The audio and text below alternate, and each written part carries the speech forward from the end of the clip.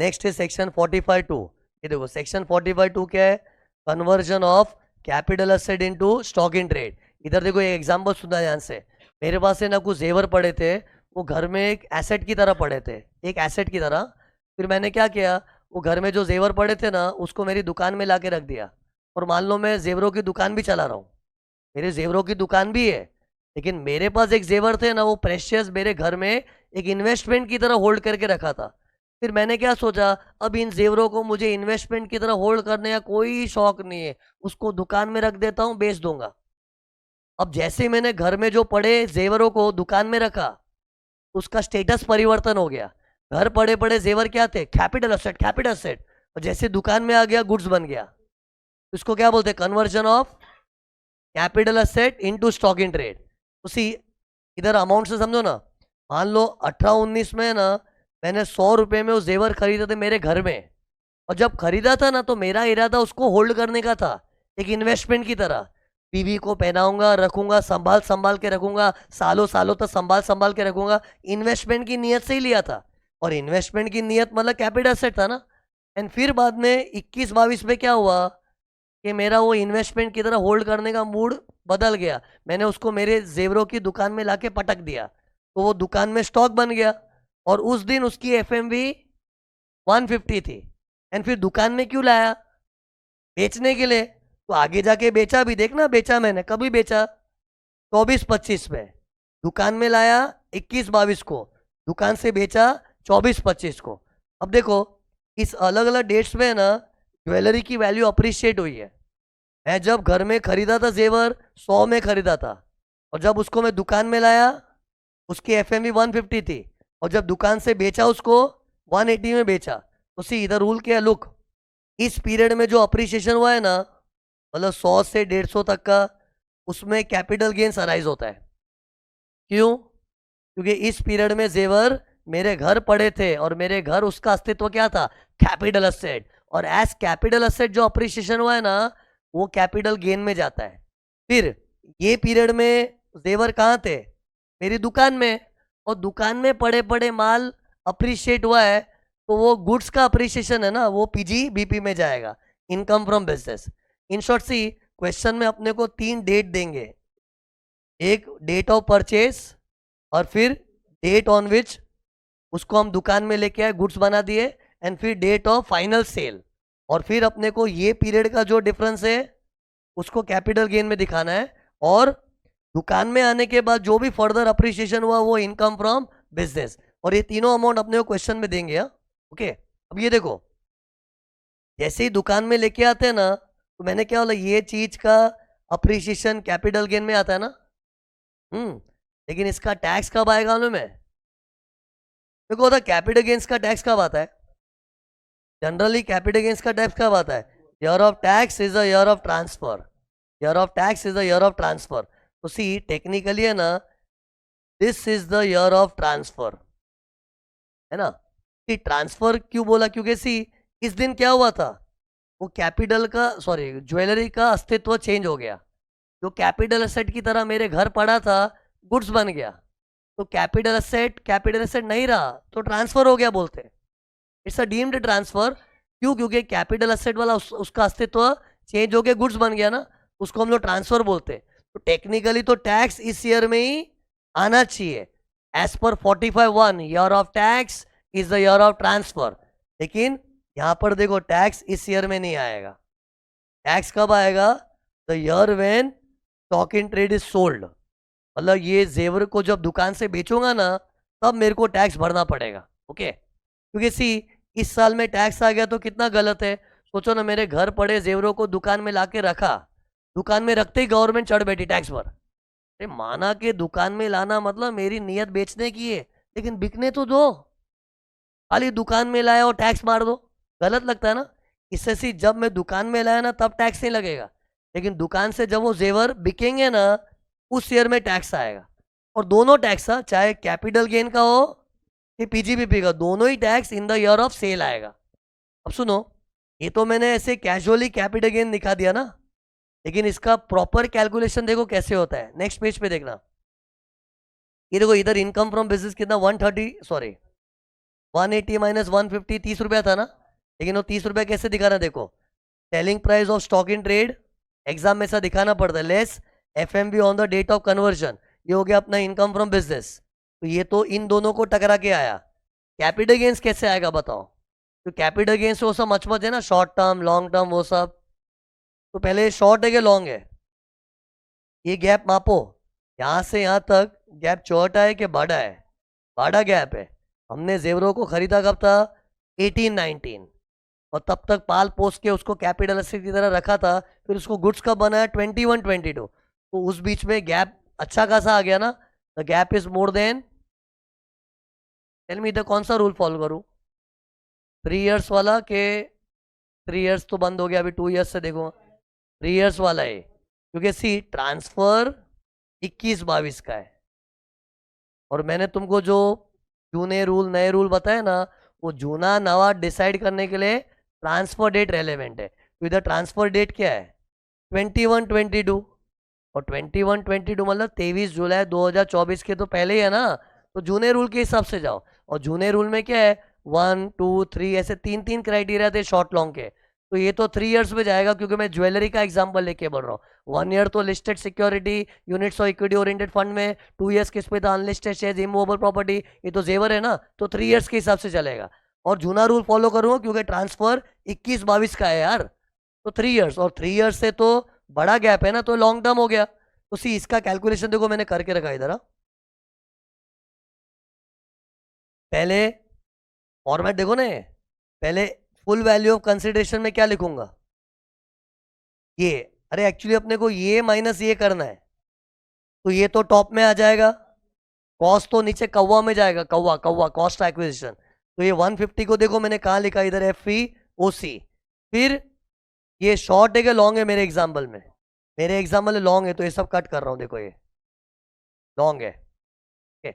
और लॉन्ग है तो फिर अपने को इंडेक्स भी करना पड़े, इंडेक्स करूं कि नहीं करूं, करूंगा, क्योंकि ट्रांसफर 23 जुलाई 2024 के पहले का, ये देख ट्रांसफर डेट, कि तुम लोग ये वाला डेट मत देखना, इस दिन तो हमने गुड्स को बेचा है, और गुड्स को बेचने पे कैपिटल गेन आता भी नहीं है, अपने को ये तारीख देखना, ये अपने लिए ट्रांसफर डेट है, और ये 23 जुलाई 24 के पहले है, तो इंडेक्सेशन करूंगा, क्यों नहीं करूंगा, करूंगा।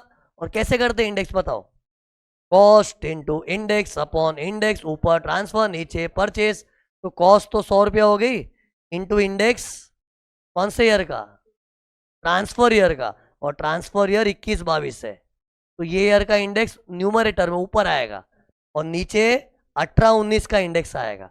ये देखो इधर मैंने करके रखा है, cost into index upon index, ऊपर ट्रांसफर नीचे परचेस, तो ट्रांसफर वाले ईयर का इंडेक्स 317 है, वो तो एग्जाम में दे देंगे इन लोग, मैंने लिख के रखा डायरेक्टली। ये कौन सा ईयर पकड़ा है मैंने ट्रांसफर में, ये 21-22, तो ये साल को मत देखना, ये साल में तो हमने गुड्स बेचा है, और गुड्स बेचने पे तो कैपिटल गेन वैसे भी नहीं आता है, अपने को इतने ही इलाके से कैपिटल गेन मेजर करना है, तो ये ट्रांसफर डेट न्यूमरेटर में आ जाएगा, और ये वाला डेट डिनोमिनेटर में आ जाएगा नीचे, और इसका इंडेक्स देखो क्या है 280 है, तो ये अपना लॉन्ग टर्म कैपिटल गेन्स हो गया, ओके।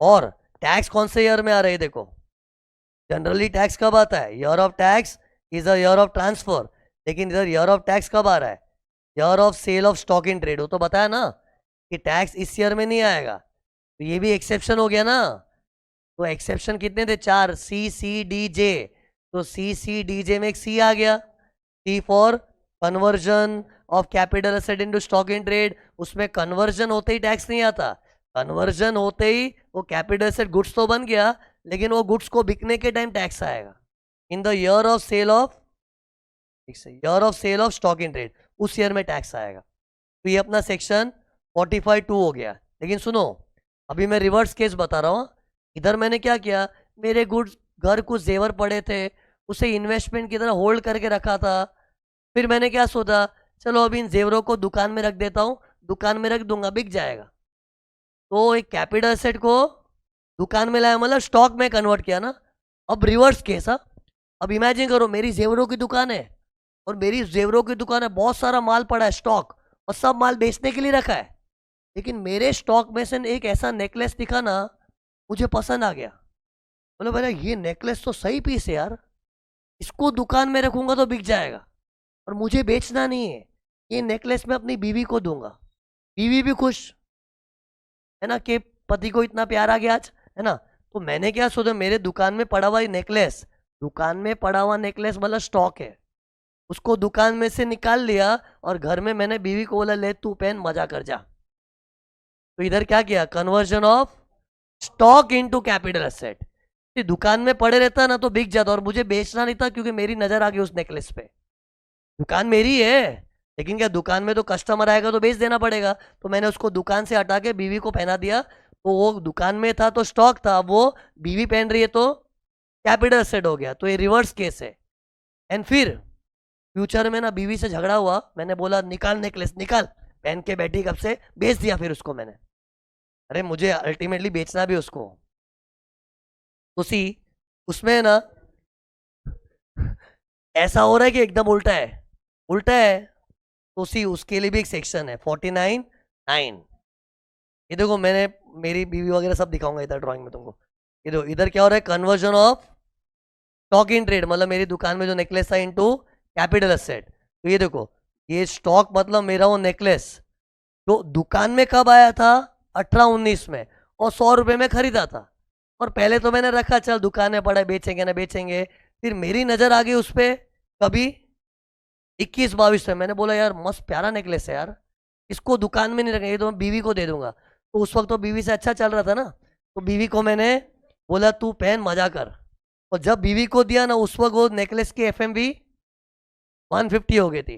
फिर बाद में 24-25 में बीवी से झगड़ा हो गया, बोला नेकलेस पहन की घूमनी निकाल, मैंने दिया था तेरे को।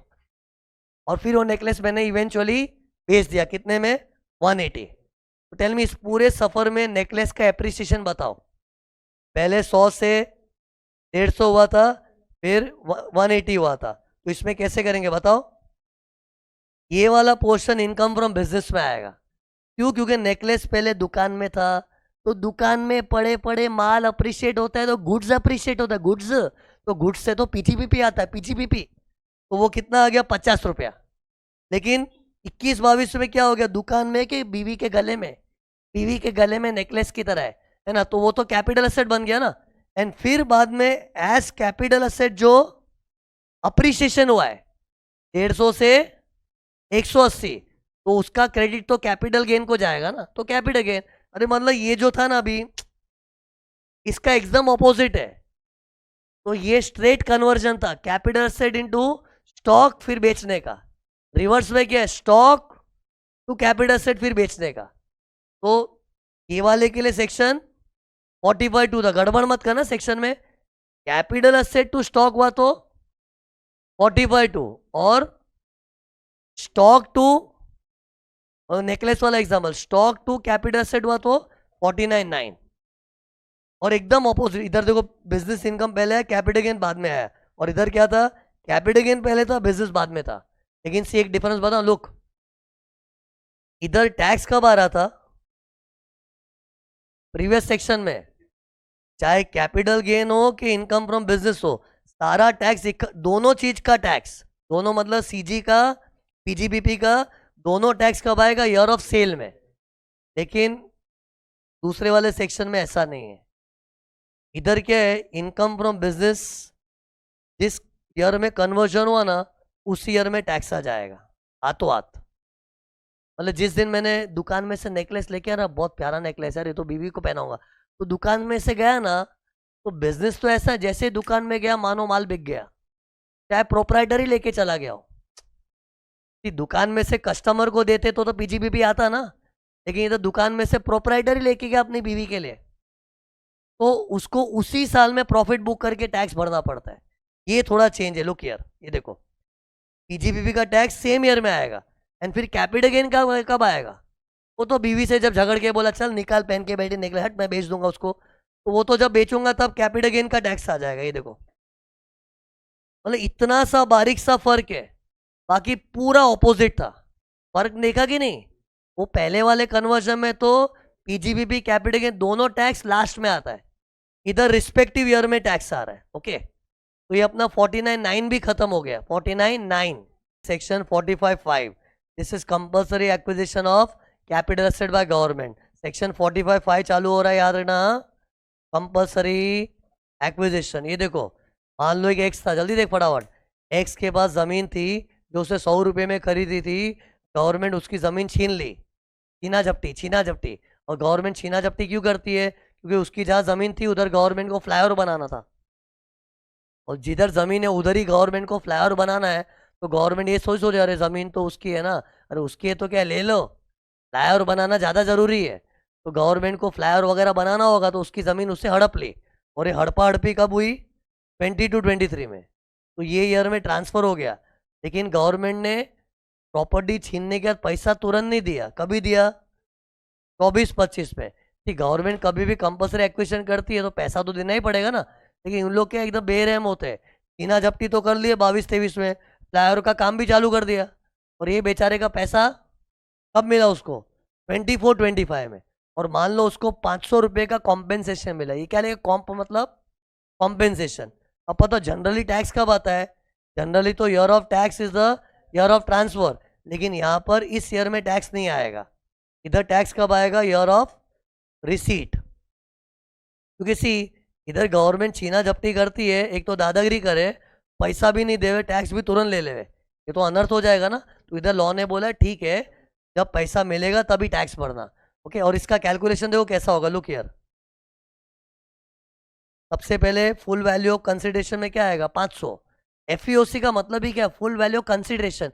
कंसिडरेशन मतलब बदले में क्या मिला? अपना जमीन गया तो गया, लेकिन बदले में 500 मिला, तो 500 मेरा एफईओसी है। फिर ये देखो, मैंने कॉस्ट को इंडेक्स वगैरह नहीं किया है क्योंकि ये शॉर्ट टर्म है। कैसे मालूम पड़ा शॉर्ट? कितने लोग मालूम है क्या करते? यहां से लेके इधर पूरा गिनने बैठ जाते।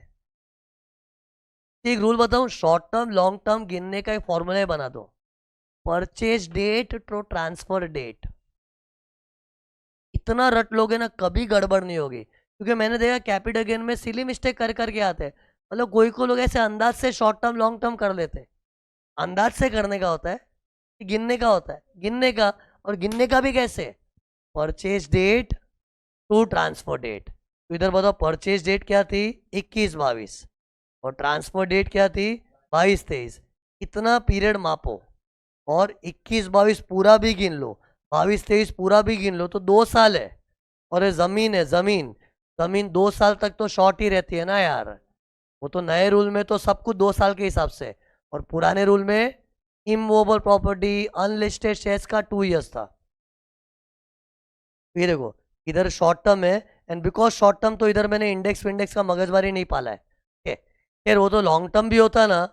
टेल मी, ये लॉन्ग टर्म होता तो इंडेक्स करता? मैं तुमको क्या रट बोल बोल के सिखा रहा हूँ? नए अमेंडमेंट्स को फॉलो करना है कि नहीं, ट्रांसफर डेट निर्भर करता है। इधर ट्रांसफर डेट क्या है? 22-23, यानी कि 23 जुलाई 2024 के पहले है ना, तो करूंगा ही ना इंडेक्स। ये लॉन्ग होता तो करता है इंडेक्स। ठीक, तुम लोग को है ना, ये सबको मालूम है मार्केट में इंडेक्स अभी बंद कर दिया है। लेकिन कब कैसे अप्लाई करना, जो बुद्धि लड़ाओ। ट्रांसफर डेट पे नजर रखो, और अगर ट्रांसफर डेट 20 जुलाई 24 या बाद है तो इंडेक्स नहीं आएगा। तो इधर ट्रांसफर डेट क्या है? 22-23। ये तो 20 जुलाई 24 के पहले है, तो इंडेक्स विंडेक्स करेंगे। लेकिन लॉन्ग टर्म होता तो, खैर मेरे एग्जाम्पल में तो शॉर्ट है, लॉन्ग होता तो करता। और फिर इंडेक्स करते तो गाना चालू कर देने का, cost into index upon index, ऊपर ट्रांसफर नीचे परचेज।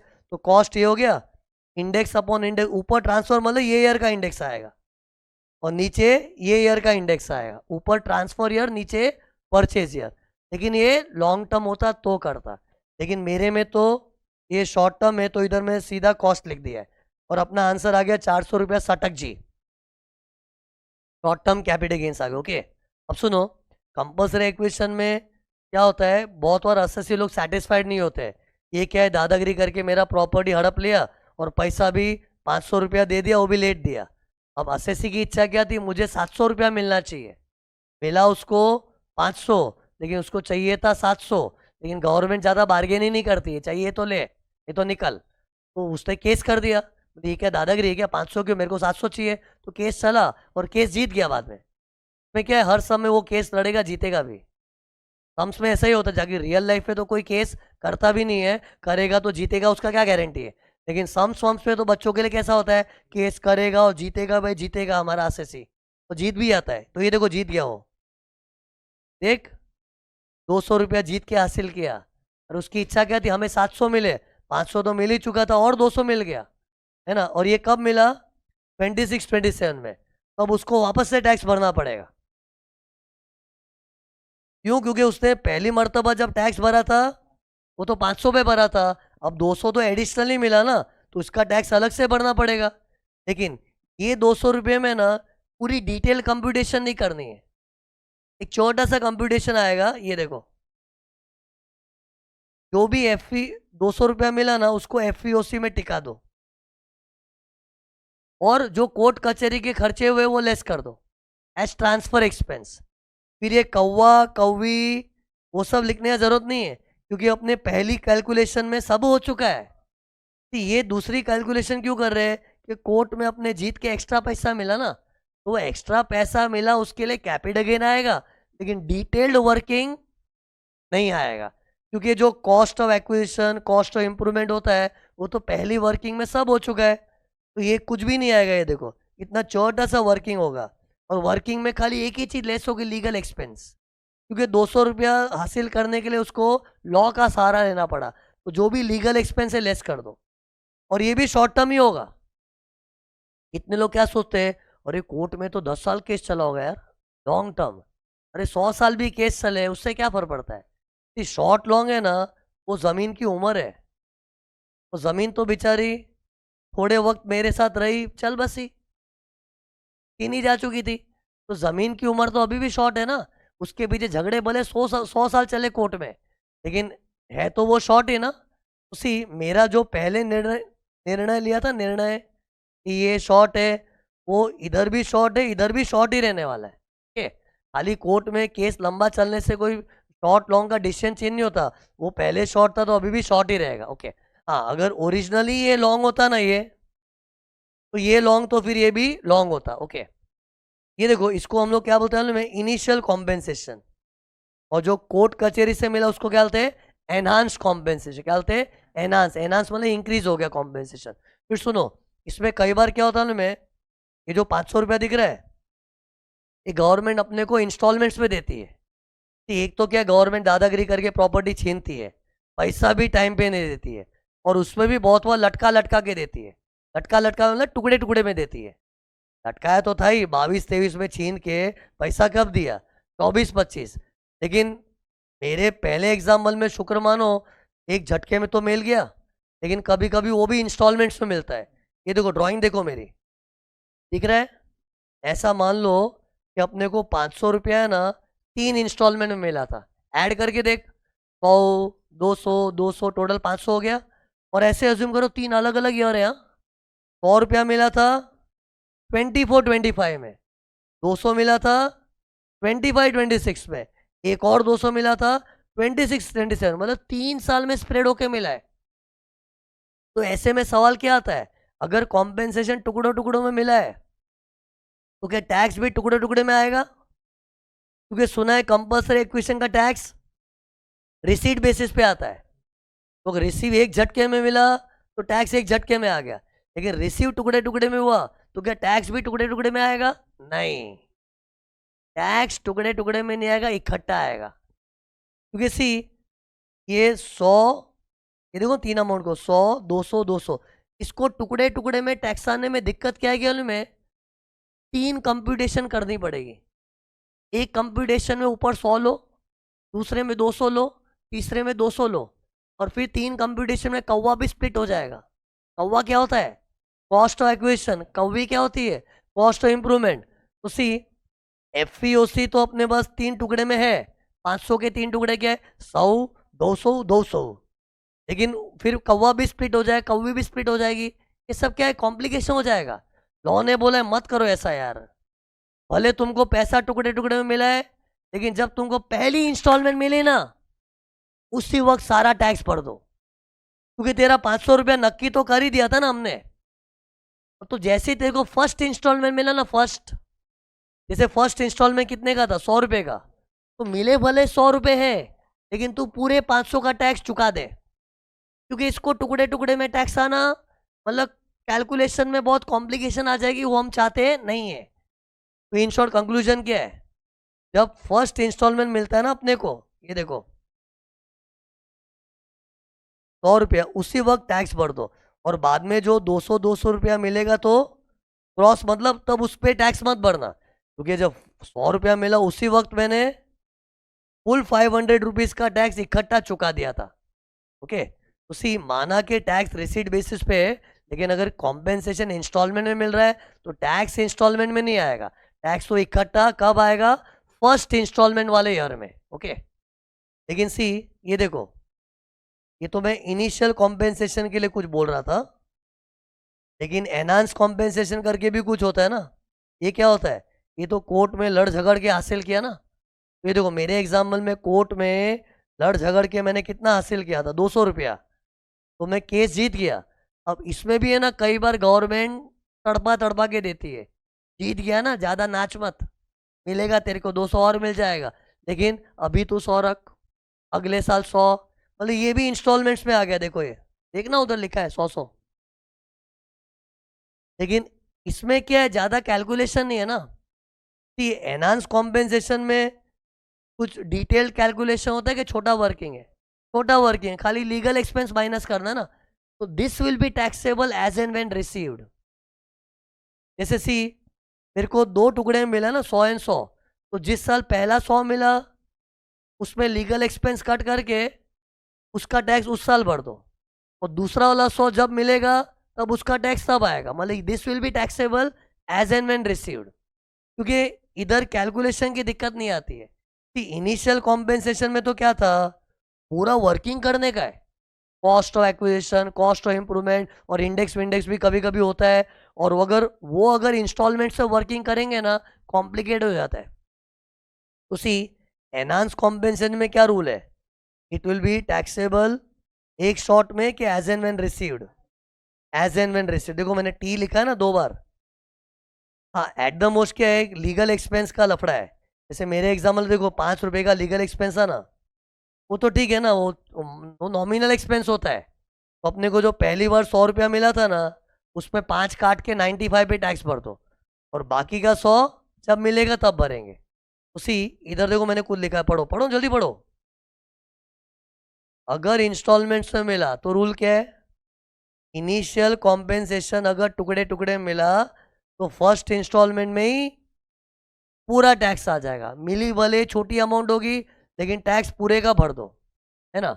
और एनहांस कॉम्पेंसेशन टुकड़े टुकड़े मिला तो taxable as and when received. Okay, और ये तो मैंने पहले खैर बता ही दिया था। और ये अपना सीसीडीजे का एक और एक्सेप्शन आ गया। सीसीडीजे क्या था, ये 4 केस ऐसे हैं ना जिसमें टैक्स अक्रूवल बेसिस में रिसीट बेसिस पे आता है। तो उसमें एक सी था conversion of capital asset in stock in trade, दूसरा ये आ गया कंपल्सरी, और डी भी हो चुका अपना डिस्ट्रक्शन, ये बाद में आने वाला है। ओके,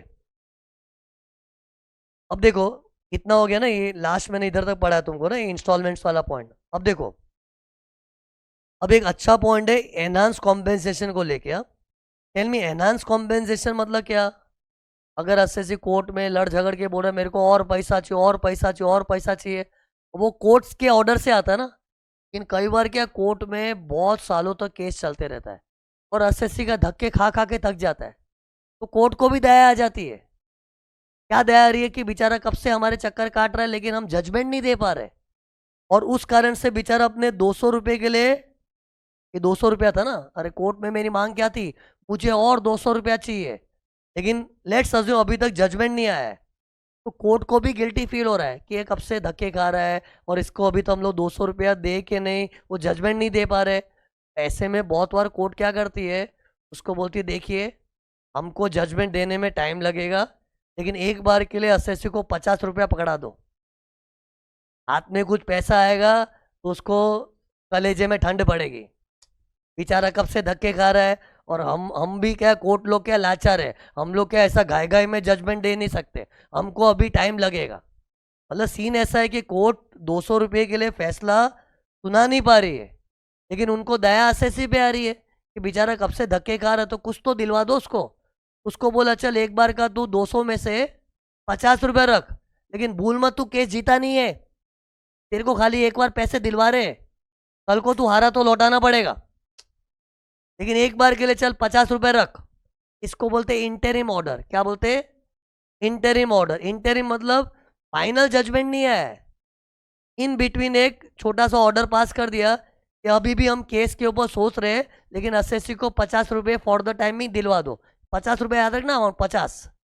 तो पता है डाउट क्या है अभी कि 50 रुपया जैसे ही एसएससी के हाथ आया, क्या उसको टैक्स भरना पड़ेगा? क्योंकि ये रिसीट बेसिस पे चल रहा है ना, तो देखने हैं तो 50 रुपया रिसीव तो हो ही गया ना, लेकिन फिर भी वो 50 रुपये पे उसको अभी टैक्स नहीं आएगा, क्योंकि ये फाइनल जजमेंट नहीं, इंटरिम ऑर्डर है। और इंटरिम ऑर्डर में क्या है, उसको एक बार का मिला है, क्या पता कल को लास्ट में केस हार गया तो वापस देना पड़ेगा। इससे लॉ इनकम टैक्स एक्ट में क्या लिखा है कि अगर किसी एसएससी को ऐसे टेम्पररीली 50 एक रुपया दे देवे ना, तो लेने दो, उसको अभी हम नहीं टैक्सेंगे। लेकिन जब कोर्ट का फाइनल वर्डिक्ट आया और उसमें एसएससी जीत गया, तब तू टैक्स भर देना। अब बताओ फाइनल जजमेंट जब आएगा तो 50 तो मिल ही गया ना, उसका तो टैक्स आ जाएगा। बैलेंस कितना बचा? 150। That will be taxable as and when received. But ये 50 रुपीज को अभी तुरंत मत टैक्स आओ, तो अभी जस्ट एक इंटरिम ऑर्डर आया ना। Tax will be levied when the final judgment comes, that too in the favour of the SSC. वो एसएससी जीता तो तो सी क्वेश्चन में एक बार है ना, एग्जाम में पीजीबीपी के बड़े सम में पॉइंट डाल दिया था। एग्जाम में फर्स्ट क्वेश्चन कंपलसरी पीजीबीपी का आता है ना, उसमें ये पॉइंट घुसा दिया था। क्या बोला था कि उसको इंटरिम ऑर्डर कोर्ट के उससे कुछ थोड़ा बहुत पैसा मिला है, ऐसा 50 रुपये ऐसा कुछ माहौल बनाया था, तो क्या करने का?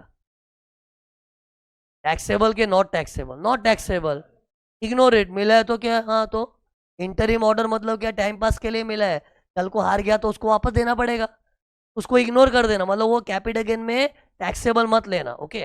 और कितने लोग क्या एग्जाम में किए, चलो कंपल्सरी इक्वेशन की बातें हो रही है तो कैपिटल गेन में ले लेते, और कितने लोग उस सब में कैपिटल गेन में लेके बैठ गए। लेकिन इंटरिम ऑर्डर बोल के दिया ना, तो वो पैसा मिला हुआ नहीं के बराबर है, उसको इग्नोर ही कर देना। ओके। इधर देखो क्या लिखा है, पढ़ो।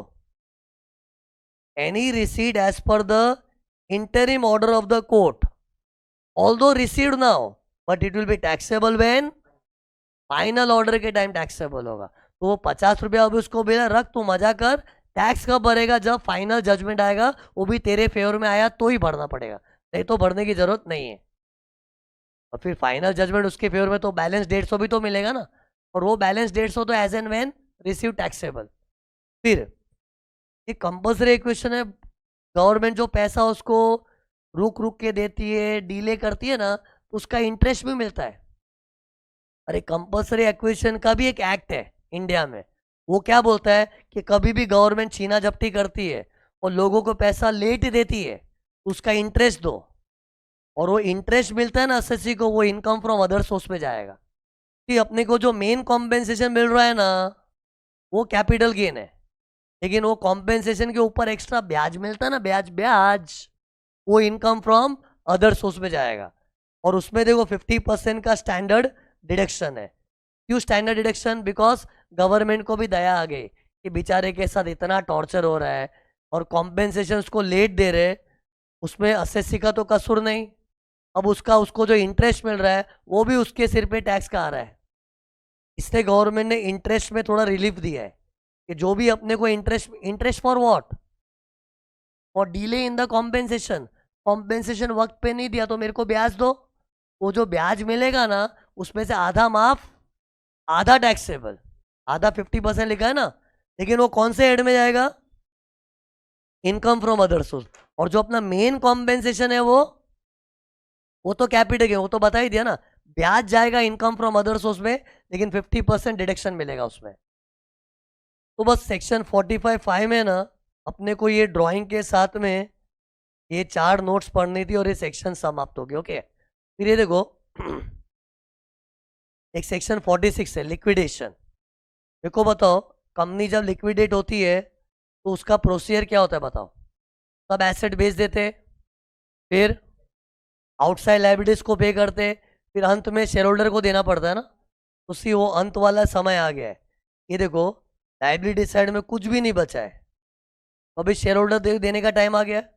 अब पता है लिक्विडेशन में जब अंत में शेयर होल्डर को पैसा मिलता है ना, उसका भी कैपिटल गेन आता है लिक्विडेशन पे। कि मैं लिक्विडेशन की थियरी पढ़ा रहा हूँ, लेकिन तुम लोग कंपनी बन के मत सोचना। ठीक, कंपनी लिक्विडेशन में जब अपने एसेट रफा दफा करती है ना, उसका कैपिटल गेन तो आएगा ही, उसमें कुछ सिखाने जैसा नहीं है। ये सिखाने के लिए सेक्शन 46 किसके लिए रखा है? कंपनी एंगल से नहीं, किसके एंगल से? Share holder. ये शेयर होल्डर को अंत में कुछ पैसा आता है, उसका कैपिटल गेन होता है। जैसे ये देखो, लुक हियर, एक शेयर होल्डर है mister x, is a 10% share holder, okay. और उसके बाद 6000 शेयर्स है जो उसने 11-12 में लिए थे 12,000 में। अब ये शेयर होल्डर को है ना, इस कंपनी से 80,000 मिलने वाला है। 80,000 कैसे आया? अरे कंपनी के पास कितना धन दौलत है? 8 लाख का धन दौलत है ना लाइबिलिटी साइड में। Share capital reserves belongs to whom? Shareholder. लेकिन 8 लाख पूरा उसको थोड़ी मिलेगा, ये खाली 10% शेयर होल्डर है, भूल मत। हाँ, तो 10% शेयर होल्डर, तो उसकी औकात के हिसाब से उसको उतना मिलेगा ना। तो 10% कितना आता है 8 लाख का? 80,000। तो कंपनी ने उसको 80,000 दिया। तो देखो ये वही मिस्टर एक्स है, दिख रहा है, और कंपनी ने उसको 80,000 दिया। इस ट्रांजेक्शन में कैपिटल गेन्स आता है। ठीक, कैपिटल गेन्स आता है, वो कैसे प्रूव करने का मन में? इक्वेशन से।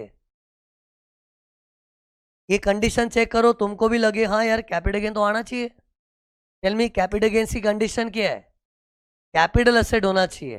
तो शेयर होल्डर बन के सोच, शेयर होल्डर के पास कैपिटल एसेट क्या है? शेयर्स। शेयर्स उसकी जायदाद है जिसकी उसको अकड़ होती है ना, शेयर होल्डर। तो शेयर्स उसका कैपिटल एसेट है, और ट्रांसफर भी हुआ है।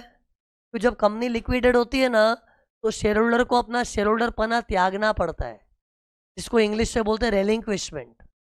देखो उधर लिखा है, दिख रहा है? सरक तू, सरक तू, क्यों सर को? सरक में आर क्या है? रेलिंक्विश। और रेलिंक्विशमेंट का मतलब क्या? टू गिव अप, त्याग देना, सैक्रिफाइस करना, लेट गो करना। और ऐसा ही हो रहा है ना, जब कंपनी लिक्विडेट हो गई, जैसे आज रिलायंस लिक्विडेट हो गया और मैं उसका शेयर होल्डर हूँ, तो आज तक बड़ी अकड़ से रिलायंस का शेयर होल्डर था ना, सारी अकड़ खत्म। मुझे अपना शेयर होल्डर पना त्यागना पड़ेगा, और उसको बोलते हैं रेलिंक्विश कर दिया। जो भी है उसके लिए पैसा भी तो मिल रहा है ना, देखना 80,000 मिल रहा है ना। तो सी कैपिटल गेन में तो वही होता है, कुछ जा रहा है तो बदले में कुछ आ भी रहा है। तो इधर अपना शेयर होल्डर पना जा रहा है, लेकिन बदले में 80,000 रोकड़ा भी तो आ रहा है, उसी बात का तो कैपिटल गेन है। अरे ये इक्वेशन क्यों बताता हूँ? टू प्रूव के भाई कैपिटल गेन आएगा। और कैपिटल गेन किसको आएगा? शेयर होल्डर को। हमेशा ट्रांसफरर को आता है। इधर रेलिंक्विशर कौन है? रेलिंक्विशर शेयर होल्डर। तो शेयर होल्डर को कैपिटल गेन आएगा। बताओ, कैलकुलेशन करके बताओ कैसे आएगा। फॉर्मेट नहीं पता तुमको? देखो मैं बता दो, फॉर्मेट नहीं नॉलेज है तुमको तो कॉपी करो फॉर्मेट। पहले क्या था ये पढ़ो, ये क्या लिखा है? फुल फॉर्म बोलो इसका। Full value consideration. कंसिडरेशन मतलब बदले में क्या मिला। उसी शेयर होल्डर क्या बोलेगा? मेरा शेयर होल्डर पना तो चला गया, लेकिन बदले में 80,000 मिला, तो 80,000 उसके लिए कंसिडरेशन है। तो ये देख मैंने लिखा है, सही लिखा है ना। फिर ट्रांसफर एक्सपेंस मान लो नहीं है, तो नेट कंसिडरेशन भी वही। अब शॉर्ट टर्म है या लॉन्ग टर्म, गिन के बताओ इधर। ये शेयर होल्डर ने अपने शेयर्स कब लिए थे? 11-12। और लिक्विडेशन कब हुआ है? 31 दिसंबर 24 को लिक्विडेशन हुआ है। तो पीरियड देखो, शेयर्स में रूल क्या है? 1 ईयर। लिस्टेड अज्यूम कर रहा हूँ, लिस्टेड सिक्योरिटी का रूल क्या? 1 ईयर। वो तो बजट के पहले भी 1 ईयर था, बजट के बाद जो 1 ईयर वाली चीज़ तो अभी भी 1 ईयर है ना। बजट में चेंज क्या है? जो जो 3 साल से चलता है वो सब 2 पे आ गए। तो शेयर्स का तो पहले भी 1 था, अभी 1 है। तो मुझे ये भी नहीं चेक करना है कि बिफोर बजट के आफ्टर बजट। शेयर्स में तो 1 ईयर ही है, और 1 ईयर से बड़ा गैप है। ये देख 11-12 में लिया, 24 में लिक्विडेशन हुआ, तो उसका मोर देन 1 ईयर है, तो it will B long term. और लॉन्ग टर्म में तो इंडेक्स करते, लेकिन इधर इंडेक्स नहीं करूंगा। क्यों? इंडेक्स सी लॉन्ग, अभी तुम लोग मेंटली प्रिपेयर्ड हो, लॉन्ग टर्म है तो ऐसे कूद मत जाओ इंडेक्स, लॉन्ग टर्म है तो इंडेक्स करना भी पड़ेगा, नहीं भी करना पड़ेगा, देखना पड़ेगा। क्या देखना पड़ेगा? Transfer date. तो इधर ट्रांसफर डेट क्या है? लिक्विडेशन की तारीख है ना, और लिक्विडेशन 31 दिसंबर 24 को हुआ है, मतलब 23 जुलाई 24 के बाद है, तो इट इज बजट की तारीख के बाद, तो इंडेक्सेशन नहीं करेंगे। तो जो कॉस्ट है ना वही प्लेन कॉस्ट लूंगा, कहूंगा लॉन्ग टर्म क्योंकि पीरियड लंबा हो गया है लॉन्ग, लेकिन इंडेक्स नहीं करूंगा क्योंकि 23 जुलाई 24 के बाद का ट्रांसफर है। तो ये देखो इधर आंसर क्या आएगा, मैंने 12,000 को इंडेक्स किया ही नहीं। ये देखो मैं ये कट कर रहा हूं, देखो लिखूंगा लॉन्ग टर्म ही, क्यों? क्योंकि पीरियड 11-12 से 2024 बहुत बड़ा पीरियड है, लेकिन इंडेक्स नहीं किया क्योंकि 23 जुलाई 24 के बाद कुछ भी ट्रांसफर होता है इंडेक्सेशन मिटा दिया गवर्नमेंट ने। यही अगर 23 जुलाई के पहले का होता तो इंडेक्स करता। ओके, तो इसका आंसर क्या आ गया? 80 माइनस 12। तो ये अपना लॉन्ग टर्म कैपिटल गेन्स आ गया, लेकिन ये रॉन्ग है, इधर रॉन्ग है क्योंकि सी सुनो, इधर है ना डीम डिविडेंड का कॉन्सेप्ट आता है। लुक, कंपनी ने उसको 80,000 रुपया दिया था, मेरे को एक और खाली बताओ 80,000 आया कैसे था? 10% शेयर होल्डर था ना, और कंपनी के पास कैपिटल रिजर्व टोटल 8 लाख है, 8 लाख का 10% है ना। अब बताओ ये 8 लाख के अंदर कोई रिजर्व्स भी तो था, और पता है जब भी कंपनी अपना रिजर्व्स बांटती है ना, तो रिजर्व्स का बांटना उसको डिविडेंड बोलते हैं। भले कंपनी ने डिविडेंड बोल के नहीं बांटा है, कंपनी तो क्या हम लोग बंद हो गए, ले लो सब पैसा लेके जाओ, लेकिन ले लो के चक्कर में रिजर्व्स भी तो बढ़ गया, और रिजर्व्स का बटना इंग्लिश में क्या बोलते हैं? डिवाइड हुआ, और डिवाइड वर्ड से बना डिवाइडेंड। हम लोग डिवाइडेंड नहीं बोलते, डिविडेंड बोलते, लेकिन डिवाइड ही हो रहा है ना। और जब कंपनी का रिजर्व्स डिवाइड होता है ना, it has to be called as dividend. हाँ चलो, इधर बैलेंस शीट में रिजर्व्स नहीं होता ना, पूरा 8 लाख कैपिटल ही होता ना, तो डिविडेंड की नौबत नहीं आती। तो डिविडेंड कहने के लिए रिजर्व्स का डिवीजन होना चाहिए, तो there has to be reserves, और in my balance sheet there is reserves. How much is the reserves? 2 lakhs, लेकिन एक्स उसमें कितने का हकदार है? 10%। तो 2 लाख का 10% कितना है? 20,000। तो ये देख, वो 20,000 को हम लोग बोलेंगे deemed dividend under section 222C। ये इनकम फ्रॉम अदर सोर्स में टैक्सेबल होता है, और जब इसको इनकम फ्रॉम अदर सोर्स में अलग से ले रहे हैं, तो कैपिटल गेन्स में ले हुए तो डबल हो जावे ना भाई। और अपने तो इधर 80 लेके बैठ गए मस्त, जबकि 80 लेना है कि 60 लेना है? 60 यार, मालूम है कैसे आया? शेयर कैपिटल के 6 लाख का 10%, बराबर है कैपिटल गेन शेयरों से आ रहा है। इस शेयरों की तरफ मैंने डाला 12 और शेयरों की तरफ मुझे आया 60, तो शेयरों से बनता है कैपिटल गेन्स, समझा सेंटेंस? शेयर्स की तरफ डाला 12 और मिला 60, जो ऊपर से रिजर्व्स मिला वो तो ऊपर की मला ही है, वो डीम डिविडेंड है। टेल मी ऐसा क्यों? उसने शेयर्स में डाला 12 ही था क्योंकि उसने स्टॉक मार्केट में सस्ते में शेयर्स उठाया था, कि उसने 11-12 में शेयर्स लिए थे ना, 6,000 शेयर उसको 2 के भाव में पड़े थे। तो 2 का भाव समझना, दिमाग लगा फास्ट, 2 रुपये का मार्केट में भाव चल रहा था, 6,000 इंटू 2 12,000, मिला सस्ते में था। लेकिन लिक्विडेशन में कंपनी का प्रॉमिस है तेरे को फेस वैल्यू देंगे, फेस वैल्यू। तो स्टॉक मार्केट से 4 आना 8 आना में भी शेयर्स लेके आ जा, लेकिन लिक्विडेशन में फेस वैल्यू का कमिटमेंट है। तो अपने को पड़ा था 2 रुपये के भाव में, मतलब 12,000 टोटल कॉस्ट, लेकिन कंपनी लिक्विडेशन में मेरे को पूरा 60,000 दे रही है। ऐसे तो 20,000 भी दे रही है, लेकिन वो डीम डिविडेंड हो गया। इन शॉर्ट इधर रॉन्ग क्या था मैं, इधर फुल 80,000 नहीं ले सकते, कितना लेना है? 60,000 ही लेना है। ओके, तो ये देखो इसका एक्चुअली एक्ट में फॉर्मेट ही दिया है पूरा, ये लॉ के अंदर फॉर्मेट ही दिया हुआ है। क्या दिया हुआ है कि लिक्विडेशन पे शेयर होल्डर को जितना भी मनी मिला, और मनी नहीं तो कोई अदर एसेट्स मिला, तो उसका मनी वैल्यू पकड़ लो, मतलब जो कुछ भी शेयर होल्डर को मिला है ना उसके 2 हिस्से कर दो। जो कुछ भी शेयर होल्डर को मिला, मतलब 80,000 ना, उसके 2 हिस्से कर दो। हिस्से कैसे करेंगे? बैलेंस शीट में देखो, अगर रिजर्व्स है तो रिजर्व्स वाला पोर्शन डीम्ड डेड पूरा रिजर्व मत ले लेना, क्योंकि हम लोग सब में ना एक शेयर होल्डर का लेके सॉल्व कर रहे हैं, और एक शेयर होल्डर मतलब वो एक शेयर होल्डर है ना, तो उसका स्टेक देखना पड़ेगा, 10% है। तो इधर देखो क्या लिखा है, हिज शेयर इन रिजर्व जो कि 20,000 था, वो income from other source, and फिर टोटल 80,000 में से अगर 20 शेयर को अलग कर दिया तो बचा कितना, 60,000, फिर उसको टकराओ कॉस्ट के साथ तो कैपिटल गेन्स आता है। तो ये सेक्शन 46 में लिखा है। ओके, तो बी केयरफुल, इधर क्या है, लोगों से गड़बड़ क्या होती है, ये डीम डिविडेंड का पॉइंट दिमाग से मिस हो जाता है। ओके, 45 हो चुका है अपना, 46 भी हुआ है। अब देखो ये सेक्शन 45 ये दिख रहा है, सिंपल है, इसको बोलते हैं जॉइंट डेवलपमेंट एग्रीमेंट। क्या बोलते हैं, joint development agreement. Okay, joint development agreement. देखो इधर देखो, ये ड्राइंग में देखो सब समझ जाएगा, look here, 45 a joint development agreement. सुनो इसमें क्या होता है, एक आदमी था मिस्टर एक्स, देखो ना आदमी को, देखो आदमी, एक आदमी था मिस्टर एक्स, उसके पास ज़मीन पड़ी थी, और उसके जैसे ही खाली खाली ज़मीन ही पड़ी थी, कुछ यूज़ भी नहीं था।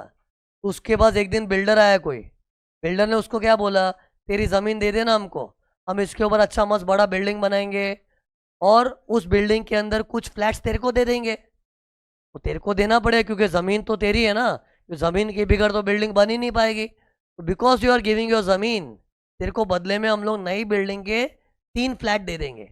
ऐसा मान लो 3 फ्लैट देने का बात हुआ था, वो भी बिल्डर ने बोला तेरे को टॉप फ्लोर का फ्लैट देंगे, टॉप फ्लोर का। ये देख रहे हो बिल्डिंग बनी है, और बिल्डिंग में एकदम टॉप फ्लोर पे 3 फ्लैट दिख रहे। ये 3 फ्लैट देने का बिल्डर ने प्रॉमिस किया था, किसको, लैंड ओनर को। ओके, तो सी एक्स कौन है, वो तो लैंड का प्रोवाइडर है, और बिल्डर उसको बिल्डिंग बनाने के बाद 3 फ्लैट देगा। और ये आजकल बहुत होता है, कितने लोग के पास ज़मीन पड़ी होती है, अब सिर्फ बिल्डर लोग को तो ज़मीनों की तलाश रहती है ना, तो कई बार क्या है, किसी XYZ जैसे आदमी की ज़मीन पड़ी होती है, तो उसको बोलते हैं तेरा ज़मीन हमको दे दे, हम लोग बिल्डिंग बनाएंगे, उसमें से कुछ फ्लैट्स तेरे को दे देंगे। अब बताओ इसमें भी कैपिटल गेन्स आएगा ना। ठीक, कैपिटल गेन्स पे कंडीशन क्या है, there must be capital asset, there must be transfer. तो एक्स के पास ज़मीन थी, ये देखो ज़मीन दिख रही, ज़मीन, तो ज़मीन उसका कैपिटल एसेट है, और उससे बिल्डर को दे दिया, मतलब ट्रांसफर हो गया, चेंज इन ओनरशिप, तो कैपिटल गेन्स तो अराइज होगा। ओके, लेकिन इसका टैक्स कब आएगा मालूम है, जनरली टैक्स कब आता है, बताओ बताओ, year of tax is year of transfer.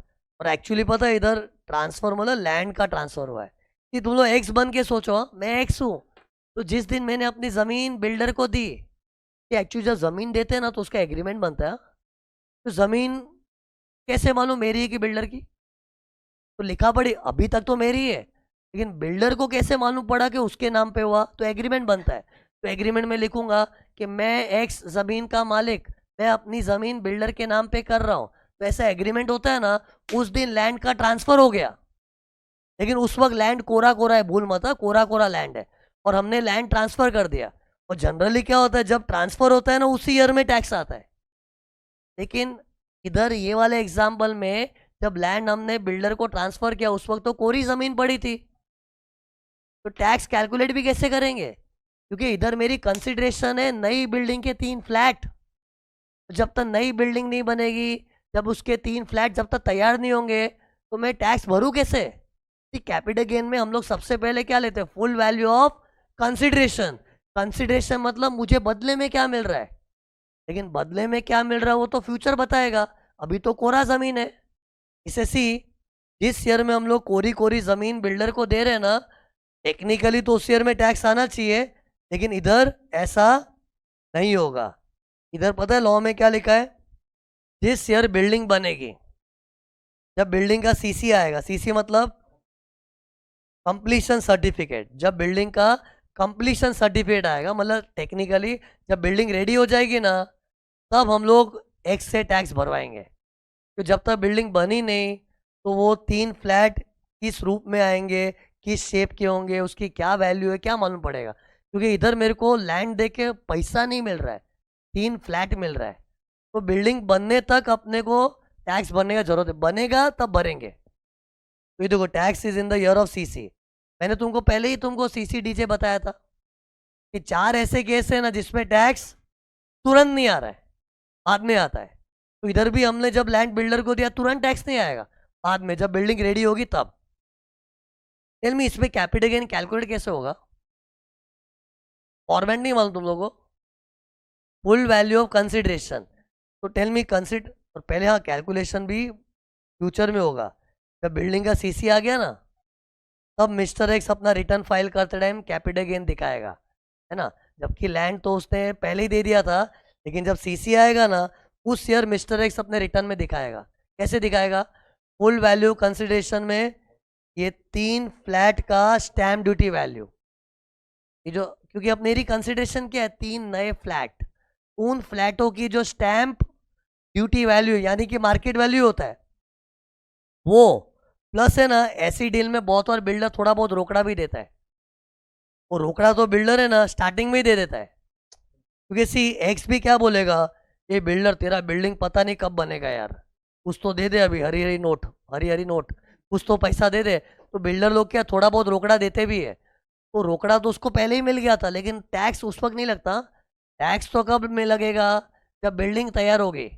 लेकिन स्टार्टिंग में बिल्डर ने उसको कुछ रोकड़ा दिया था ना, तो ये देखो जो भी मॉनेटरी कंसिडरेशन दिया था ना वो भी ले लो, प्लस उसको 3 नए नए फ्लैट्स मिलेंगे उसकी एचडीबी ले लो। इसको ऐसा क्यों लो, HDB of his share. His share मतलब ये जॉइंट डेवलपमेंट है, तो बिल्डर का शेयर क्या है, नीचे वाले सब फ्लैट्स बिल्डर के और ऊपर के 3 फ्लैट एक्स के। उसको बोलते हैं एक्स का हिस्सा कितना है, 3 फ्लैट, बाकी फ्लैट्स किसके हिस्से में, बिल्डर। और जॉइंट क्यों है? क्योंकि दोनों ने जॉइंटली प्रोजेक्ट बनाया। एक्स ने अपनी जमीन दी, बिल्डर ने कंस्ट्रक्शन किया, that's why it's a joint development project. उसी इधर एफईओसी मेन इंटरेस्टिंग था। क्या आएगा? बिल्डर से जो कुछ भी रोकड़ा मिला वो ले लो, प्लस 3 फ्लैट की स्टैम्प ड्यूटी वैल्यू। 3 फ्लैट मेरे एग्जाम में रट मत लेना, वो तो क्वेश्चन ने बोला कि उसको 7 फ्लैट देने का बात हुआ था, तो 7 फ्लैट का एचडीवी। ओके, फिर शॉर्ट टर्म में तो कॉस्ट, लॉन्ग टर्म में तो इंडेक्स कॉस्ट। टेल मी इसका शॉर्ट लॉन्ग कैसे गिनेंगे? अभी भी शॉर्ट लॉन्ग गिनना है ना, रूल है purchase date to transfer date. तो मतलब क्या देखेंगे, एक्स ने वो जमीन कब खरीदी थी और उसने बिल्डर को कब दी। बिल्डिंग कब बनी मत देख, इधर मेन अंडरलाइंग एसेट क्या है, लैंड। तो लैंड की तारीखों को देखो, लैंड आया कब था और चला कब गया बिल्डर के पास। तो जब हमने बिल्डर को कोरा कोरा जमीन दिया ना, वो ट्रांसफर डेट है। तो शॉर्ट लॉन्ग कैसे गिनेंगे, purchase date to transfer date.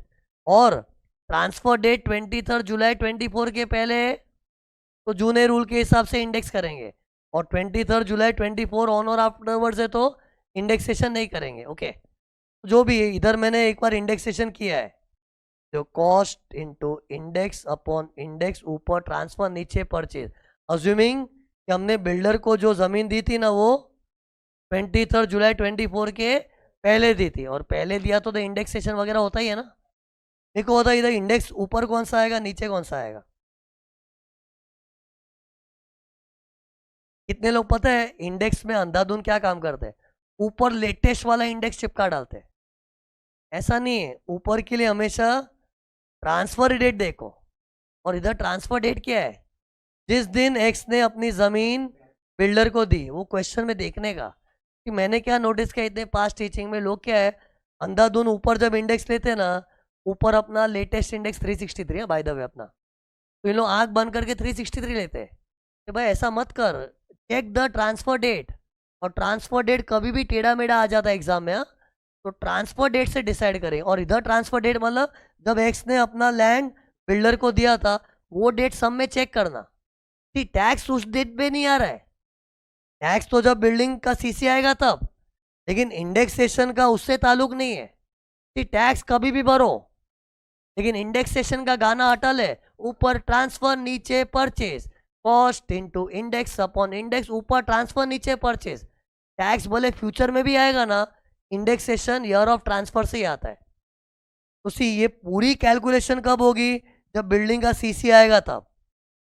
लेकिन इंडेक्सेशन में ऊपर कौन सा इंडेक्स आएगा? जब हमने बिल्डर को लैंड ट्रांसफर किया था वो एक अलग डेट होगा, जबकि ये पूरा कैलकुलेशन टीसी वाले ईयर में हो रहा है, लेकिन कैलकुलेशन में इंडेक्स नंबर टीसी वाले ईयर का नहीं, ट्रांसफर वाले ईयर का होता है। वो थोड़ा केयरफुल रहना, ओके। खैर वो इंडेक्स की बातें कब कर रहा हूँ, अज्यूमिंग 23 जुलाई 24 के पहले हुआ है, तो आफ्टर वर्ड्स हुआ तो इंडेक्स का मगजमारी नहीं, जो कॉस्ट है सीधा टिका डाला उधर, ओके। तो ये था सेक्शन 45(5) है। इधर मैंने बताया ना, बिल्डर लोग क्या थोड़ा बहुत स्टार्टिंग में रोकड़ा दे देते हैं इधर, है ना। बाद में बिल्डिंग बनेगी तो 3 फ्लैट तो मिलने वाला है, स्टार्टिंग में थोड़ा बहुत रोकड़ा देते हैं ना, तो इसमें जो रोकड़ा बिल्डर देता है ना उसमें टीडीएस भी कटता है। अंडर सेक्शन 194 IC 10% टीडीएस कटता है। क्या टीडीएस का चैप्टर अपना बाद में होने वाला है, लेकिन अभी जब बात छिड़ी है तो नॉलेज रख लो ना, जो भी अपने को बिल्डर ने थोड़ा बहुत रोकड़ा पैसा दिया होगा ना, उस पर 10% टीडीएस काट के दिया होगा, बिल्डर काट के देगा, अंडर सेक्शन 194 IC, ओके। और वो तो टीडीएस तो तुरंत ही कट गया होगा, जब हमने कोरी कोरी जमीन दी रोकड़ा तुरंत मिला, टीडीएस कट कटा के मिला है। लेकिन कैपिटल गेन अभी नहीं आएगा, वो तो बिल्डिंग का टीसी आएगा तब जाके कैपिटल गेन कैलकुलेशन होगा।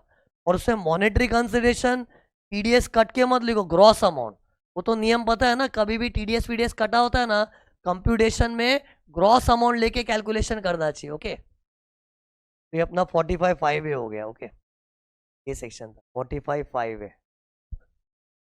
ये सिंपल है, देखो सेक्शन 4850 क्या ना, ये देखना सेक्शन 4850 है, ये देखो ये देखो, ये ट्राई करो ना, ये ट्राई करोगे तो मैं सेक्शन 4850 बता पाऊंगा।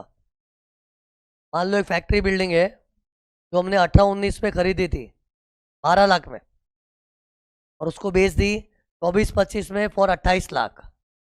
अब इसमें कैपिटल गेन्स कैलकुलेट करना है, तो अगर मैं जनरली स्टूडेंट को बोलता हूँ कैपिटल गेन्स निकालो, तो स्टूडेंट कैसे करेगा? पहले लिखेगा full value of consideration, amount कितना है 28 लाख से बेचा, सेल प्राइस है ना। फिर ट्रांसफर एक्सपेंस नहीं है, डायरेक्टली मैं कॉस्ट पे जा रहा हूँ, और कॉस्ट में भी क्या है, शॉर्ट टर्म लॉन्ग टर्म देख के लिखना पड़ता है। शॉर्ट टर्म में तो कॉस्ट ही लिखेंगे, लॉन्ग टर्म में तो इंडेक्स कॉस्ट भी लिखेंगे, शायद इंडेक्स कॉस्ट ना भी लिखे, वो डिपेंडिंग अपॉन 23 जुलाई के पहले हुआ तो इंडेक्स कॉस्ट, नहीं तो प्लेन कॉस्ट, ओके। तो टेल मी ये शॉर्ट है कि लॉन्ग है? लॉन्ग है ना, ये पीरियड देखो ज़्यादा दिख रहा है तो लॉन्ग है। और मान लो 23 जुलाई 24 के पहले हुआ है, पहले पहले पहले, तो इंडेक्स वगैरह भी करेंगे, तो लोग इधर इंडेक्स कॉस्ट वगैरह करेंगे, और उसमें रूल क्या है, cost into index upon index, ऊपर ट्रांसफर नीचे परचेस। लेकिन ये गलत होता है, ये तरीके से आंसर निकाला 0 मिलेगा। ये देखो रूल है, कभी भी है ना कोई डेप्रिशिएबल एसेट होता है ना, डेप्रिशिएबल एसेट, उसमें ये टेक्नोलॉजी से कैपिटल गेन्स नहीं निकालने का। ये जो अपना सिस्टम है ना, कमॉन हिम्मत रहो, कमॉन जागो, कमॉन। मुझे संडे के दिन सुबह उठवा के बुला लिया और तुम लोग सो गए तो कितना गलत अनर्थ हो जाए धरती पे। तो ये जो टेक्नोलॉजी है ना, full value consideration, transfer expense, short term में तो कौवा, लॉन्ग टर्म में तो इंडेक्स कौवा, ये एफईओसी कौवा कौवी style is for non depreciable asset. Non depreciable मतलब जिन पे डेप्रिशिएशन नहीं आता। लेकिन फैक्ट्री बिल्डिंग तो धंधे में यूज होता है, और धंधे के एक एसेट पे तो डेप्रिशिएशन आता है, और जैसे ही पता पड़ा सब में कि भाई ये तो डेप्रिशिएशन वाला एसेट है, तो ये चीज कैंसल। तो पता है कैसे होता है, उसका ब्लॉक ऑफ एसेट्स में इफेक्ट आता है। माना कि पीजीबीपी मैंने पढ़ाया नहीं है, लेकिन रिवीजन बैच है, मतलब रिवीजन मतलब थोड़ा आता होता है ना, तो डेप्रिशिएशन का ब्लॉक ऑफ एसेट का वर्किंग होता है ना, उसमें इसका इफेक्ट आएगा। मतलब क्या आएगा, देखो ओपनिंग डब्ल्यूडीवी में ना इसी फैक्ट्री का रिटर्न डाउन वैल्यू लिखना पड़ेगा, जबकि इसकी ओरिजिनल कॉस्ट क्या है 12 लाख है, लेकिन ये तो कब की है 18-19 की है, लेकिन उस पर तो हमने डेप्रिशिएशन का डिडक्शन लिया होगा ना पीजीबीपी में, तो डेप्रिशिएशन काट, क्योंकि उसका डिडक्शन का मजा ले चुका है, तो डेप्रिशिएशन काट काट के उसका डब्ल्यूडीवी लो। तो ये 12 लाख की, मान लो अभी डब्ल्यूडीवी है ना कुछ है ना 3 लाख आ रही है, अरे कुछ भी ले रहा हूँ यार, रिड्यूसिंग बैलेंस करके 3 लाख उसकी डब्ल्यूडीवी है, और बेचा कितने में 28 लाख। और ब्लॉक ऑफ एसेट में कभी भी नेगेटिव होता है ना, वो कैपिटल गेन होता है। एंड ब्लॉक ऑफ एसेट में हमेशा शॉर्ट टर्म गेन आता है, हमेशा। एनीवे से पीजीबीपी के टॉपिक में अलग से पढ़ाने में आएगा, लेकिन it is expected that you should know this. In short कहने का मतलब था, ये टेक्नोलॉजी मत अडॉप्ट करना जब कभी भी कोई डेप्रिशिएबल एसेट होता है। और उसमें क्या है, ओरिजिनल कॉस्ट कभी भी नहीं लेते, उसका रिटर्न डाउन वैल्यू इधर डालना चाहिए, और जितने में बेचा वो सेल प्राइस इधर आ जाएगा। एंड फिर एक सेकंड ना, एंड फिर ये ब्लॉक ऑफ एसेट में ना, अगर आंसर नेगेटिव नहीं आया ना, पॉजिटिव आ रहा है, तो डेप्रिसिएशन निकालना पड़ता है। और नेगेटिव आ गया तो शॉर्ट टर्म गेन, और वो हमेशा ही शॉर्ट टर्म होता है, हमेशा। इधर शॉर्ट लॉन्ग ऐसा नहीं, always short term. Anyway this will be discussed in the chapter of PGBP also, it will be discussed. तो इन शॉर्ट सुनो, मैंने क्या किया, इधर ये रॉन्ग किया, ये वाले मेथड को किया, ऐसा सेक्शन 50 में लिखा है। सेक्शन 50 बोलता है कि भाइयों तथा बहनों, कभी भी कोई डेप्रिशिएबल एसेट होता है ना, ये एफईओसी कौवा कभी नहीं करने का। ये ब्लॉक ऑफ एसेट टेक्नोलॉजी से कैपिटल गेन निकालना है, ये सेक्शन 50 में लिखा है। ओके, और ये मेथड कब फॉलो करना चाहिए, जब नॉन डेप्रिशिएबल एसेट होता है, ऐसा सेक्शन 48 में लिखा है। मतलब सेक्शन 48 और 50 क्या है, तुमको डायरेक्शन दे रहे हैं। 48 क्या बोलता है, ये नॉन डेप्रिशिएबल है, नॉन डेप्रिशिएबल, चल इधर आ जा, ये मेथड फॉलो कर। जैसे मान लो मेरे पास गोल्ड है, गोल्ड बेचा है, गोल्ड पे थोड़ी डेप्रिशिएशन आता है, वो तो अपना पर्सनल एसेट है गोल्ड। गोल्ड, सोना, चांदी वगैरह, शेयर्स है, इन सब पे डेप्रिशिएशन थोड़ी आता है। उधर ये फॉलो करो, और ये फॉलो करो, कौन बोलता है, सेक्शन 48। लेकिन अगर ये प्रोजेक्टर बेच दिया मैंने, ये मेरा कंप्यूटर बेच दिया, मेरा कैमरा बेच दिया, इन सब पे तो डेप्रिशिएशन आता है। तो डेप्रिशिएबल एसेट है तो ऐसा करो, और ऐसा लिखा है सेक्शन 50 में। In short 48 and 50 gives you the method of calculating capital gain. 48 precise the method for non-depreciable, 50 precise the method for depreciable asset. तो ये वाला सेक्शन हुआ, देखो ये कौन सा वाला, 48 and 50। okay. तो ये देखो सेक्शन 47। लुक हियर, सेक्शन 47 को बोलते हैं एग्जेम्प्ट ट्रांसफर्स। इस सेक्शन में क्या लिखा है उन्होंने, कई बार कैपिटल एसेट भी होता है, ट्रांसफर भी होता है, and government has the basis to charge you also, but we will not charge you, it will be exempt. Generally अपनी मेंटालिटी मानो, इस चैप्टर में क्या होने चाहिए, जैसे ये कंडीशन का जोड़ा जमा, कैपिटल गेन निकालो, टैक्स भरो। लेकिन ये कुछ एक्सेप्शन है, इधर क्या है, कंडीशन की जोड़ी बन रही है, फिर भी capital gain will be exam. ऐसे टोटल है ना 8 ट्रांजेक्शन, मैं तुमको बताऊं कितने, 8। और 8 ट्रांजेक्शन रट लेना, क्योंकि ये रटे हुए रहेंगे ना तो अगला सेक्शन स्मूथली जाएगा। ओके, सेक्शन 47 ऐसा है ना, ये 8 ट्रांजेक्शन की लिस्ट बताता है, जिसमें कैपिटल एसेट भी है, ट्रांसफर भी है, लेकिन कैपिटल गेन्स नहीं आएगा। ओके, उसमें पहला ट्रांजेक्शन क्या है, transfer by way of gift, will, inheritance. लिखिए, देखो जल्दी देखो, ये मान लो एक लैंड है, मैंने तुमको गिफ्ट किया, तो जब मैं तुमको गिफ्ट करूंगा, कंडीशन चेक कर, लैंड एक कैपिटल एसेट है, और गिफ्ट किया मतलब चेंज इन ओनरशिप, तो मेरी जमीन थी अब तेरी हो गई, और ओनरशिप चेंज मतलब ट्रांसफर हो गया ना, तो कंडीशन सेटिस्फाई हुआ, तो कैपिटल गेन तो आना चाहिए। लेकिन इसमें कैपिटल गेन नहीं आएगा।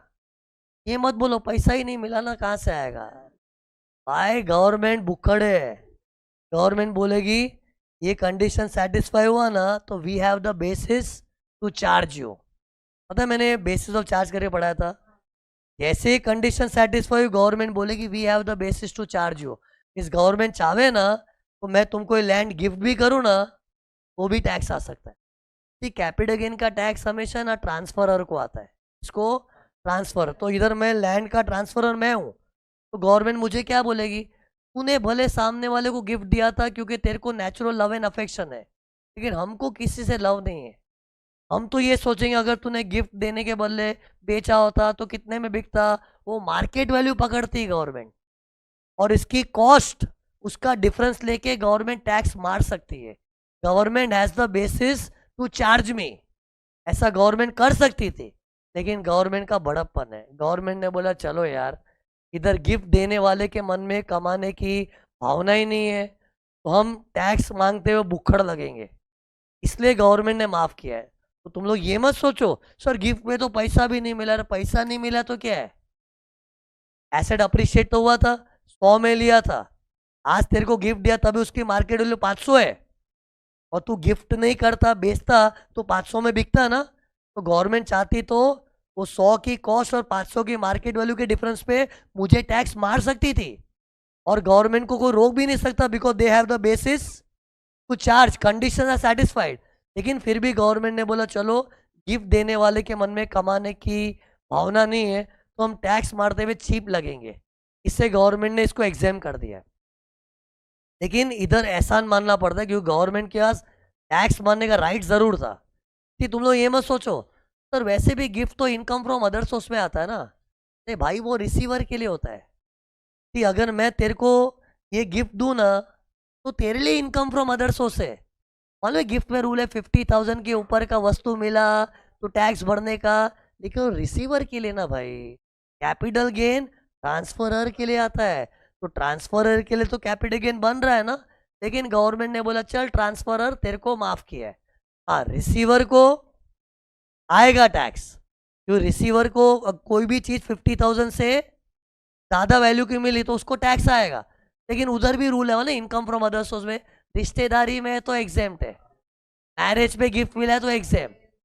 बट वो नियम कब यूज करना चाहिए, जब रिसीवर के एंगल से सोचो तो। और capital gain receiver point of view से कि ट्रांसफरर, ट्रांसफरर, और ट्रांसफरर को गवर्नमेंट ने साफ बोल दिया है एग्जेम्प्ट अंडर सेक्शन 47। फिर ये देखो पार्टीशन, मान लो हिंदू अनडिवाइडेड फैमिली का पार्टीशन हो गया, पता है एचयूएफ के नाम पे भी प्रॉपर्टी होती है, एचयूएफ खुद एक एंटिटी है गवर्नमेंट की नज़रों में। तो मान लो एचयूएफ के 10 करोड़ की प्रॉपर्टी थी, लेकिन एचयूएफ क्या हिंदू अनडिवाइडेड फैमिली है ना, अब फैमिली में झगड़े होने लगे, बंटवारा हो गया, और बंटवारे में क्या है, जो भी एचयूएफ की कॉमन प्रॉपर्टी थी इंडिविजुअल मेंबर में डिवाइड हो गई। तो इधर भी कंडीशन चेक कर, एचयूएफ के पास कैपिटल एसेट था और ट्रांसफर भी हुआ। कैसे ट्रांसफर हुआ, जो एचयूएफ का था वो इंडिविजुअल मेंबर का हो गया, कंडीशन तो सेटिस्फाई हुआ है। लेकिन इसमें भी कैपिटल गेन्स नहीं आएगा, क्योंकि इधर कोई कमाने का मोटिव थोड़ी है। अरे इधर एक एचयूएफ का पार्टीशन हुआ है, मतलब एचयूएफ मर गई, जैसे एक आदमी मरता है उसकी जायदाद बेटे को मिलती है ना, तो वैसे एचयूएफ मर गई तो उसकी जायदाद इंडिविजुअल मेंबर को मिल गई। हाँ बाय द वे मरने पे भी ट्रांसफर होता है, वो भी एग्जाम्प्ट है। वो मेरा बोलना रहे, गिफ्ट बोल दिया जोश जोश में, लेकिन ये डेथ पे भी होता है ना, कोई मर जाता है उसकी जायदाद किसी को मिलती है, उसे ये सब बताना क्यों पड़ता है, क्योंकि टेक्निकली मरने पे भी ट्रांसफर होता है ना, ये कंडीशंस तो फुलफिल हो रही है, लेकिन वो तो एक नेचुरल ट्रांसफर है ना, उसमें थोड़ी कोई कैपिटल गेन आ सकता है। तो जैसे एक आदमी मरता है तो इधर एचयूएफ मर गई और एचयूएफ की जायदाद इंडिविजुअल मेंबर को मिल गई, तो इसमें भी कैपिटल गेन नहीं आएगा। कि तुम लोग को ये सब में ऐसा लगे कैपिटल गेन जैसा कुछ लग भी तो नहीं रहा है, कि कैपिटल गेन में ये मत देख पैसा आ रहा है पैसा आ रहा है, तो capital gain is for the appreciation. कि ये जो भी चीज़ें ट्रांसफर हो रही ना, किसी ज़माने में 100 में ली थी, आज वो 500 की हुई है, तो 100 से जो 500 का अप्रिशिएशन हुआ है वो कैपिटल गेन बना रहा है, और गवर्नमेंट चाहे तो उसको टैक्स भी मारे, लेकिन नहीं मार रही है। कि बच्चे लोग कैसे सोचते हैं सर पैसे वैसे तो कमाता हुआ कुछ दिख ही नहीं रहा है, ये एचयूएफ के बंटवारे में तो सबको फोकट में दे दिया होगा ना, पैसा तो आ ही नहीं रहा है। सी बात पैसा आ रहा है उसका नहीं होता है, capital gains is for the appreciation over the period of time. All these assets long back they were purchase for 100, today its value might be 500, तो there is an appreciation. But वो अप्रिशिएशन को government tax नहीं मार रही है, जबकि transfer भी हो गया प्रॉपर्टी, बट गवर्नमेंट बोले चलो जान दो क्योंकि इधर कोई कमाने का इंटेंशन नहीं है। फिर ये देख, कम ऑन हिम्मत रख यार। ये देखो एक आदमी है मिस्टर एक्स, उसके पास करोड़ों की जायदाद है, उसने जीते जी अपना सब कुछ एचयूएफ के नाम पे कर दिया। अरे जो उसके पर्सनल नाम पे था, ये देख मैं मिस्टर एक्स हूं, जो मेरे पर्सनल नाम पे था मैंने जीते जी एचयूएफ के नाम पे कर दिया। पता है क्या सोच के, कि मैं तो बुढ़ा हो गया हूँ, कल को मैं मरा गया तो मेरी प्रॉपर्टी के पीछे झगड़े होंगे, और मुझे क्या चाहिए, मेरे मरने के बाद प्रॉपर्टी का झगड़ा नहीं चाहिए। तो झगड़ा क्यों हो गया, क्योंकि प्रॉपर्टी मेरे ही नाम पे रही और मैं ही नहीं रहा, तो फिर बाद में झगड़ा हो जाएगा ना। इससे मैंने क्या किया, जीते जी ही मेरा सब कुछ एचयूएफ के नाम पे कर दिया। अब मैं मर भी जाऊं तो झगड़ा नहीं होगा, क्योंकि जो एचयूएफ का है वो सबका है। कि जब मेरा रहता है ना, तो और मैं ही मर गया तो अभी प्रॉपर्टी कौन लेके जाए, कौन लेके जाए, कौन लेके जाएगा, डिस्प्यूट होती है। तो कितने लोग क्या करते हैं, फैमिली की सुख शांति के लिए क्या करते हैं, जब बुढ़े बुढ़े हो जाते हैं ना बहुत, तो उन लोग जीते जी अपना सब कुछ एचयूएफ पे नाम पे करते थे। और एचयूएफ पे नाम पे सेफ क्यों रहता है, क्योंकि जो एचयूएफ का है वो तेरा मेरा, मेरा तेरा नहीं, वो सबको मिलेगा, जितने भी फैमिली मेंबर है सबको अपना अपना हिस्सा मिल जाएगा। तो ये सोच के एक्स ने क्या किया, अपना सब कुछ एचयूएफ के नाम समर्पित कर दिया। लेकिन इधर भी देखो कंडीशन तो सेटिस्फाई हो गया, एक्स की जायदाद उसका कैपिटल असेट, और जब एचयूएफ के नाम पे हुआ तो ट्रांसफर हो गया। लेकिन इधर भी उसने कोई कमाने के मोटिव से नहीं किया था, ये फैमिली का सुख शांति के लिए था। ये देखो इधर क्या लिखा मैंने, because no intention to make gain, इसमें कैपिटल गेन नहीं आएगा। तो ये सेक्शन है ना इंडिविजुअली पका हुआ है, हाँ ठीक है क्या करना है। लेकिन इसके बाद जब 49 सेक्शन आएगा ना, तब इसकी अहमियत समझेगी तुमको। ओके, तो अभी खाली चीज़ें रट लो, गिफ्ट विल इनहेरिटेंस, फिर एचयूएफ का पार्टीशन होता है, फिर एक आदमी जीते जी अपना सब कुछ एचयूएफ के नाम पे कर देता है, ये वो बोलते हैं conversion of self property into common property of HUF. फिर ये देखो अमालगमेशन, अमालगमेशन में भी ट्रांसफर होता है ना, उसमें भी कैपिटल गेन्स नहीं आ रहा है। मैं डिटेल लॉजिक में नहीं घुस रहा हूँ, खाली ये लिस्ट याद रखो ना, क्योंकि मेन सेक्शन 49(1) है। तो अमालगमेशन में भी जैसे एक्स लिमिटेड ने अपना सब कुछ वाई को ट्रांसफर कर दिया, तो इसमें भी कैपिटल गेन अराइज नहीं होता है।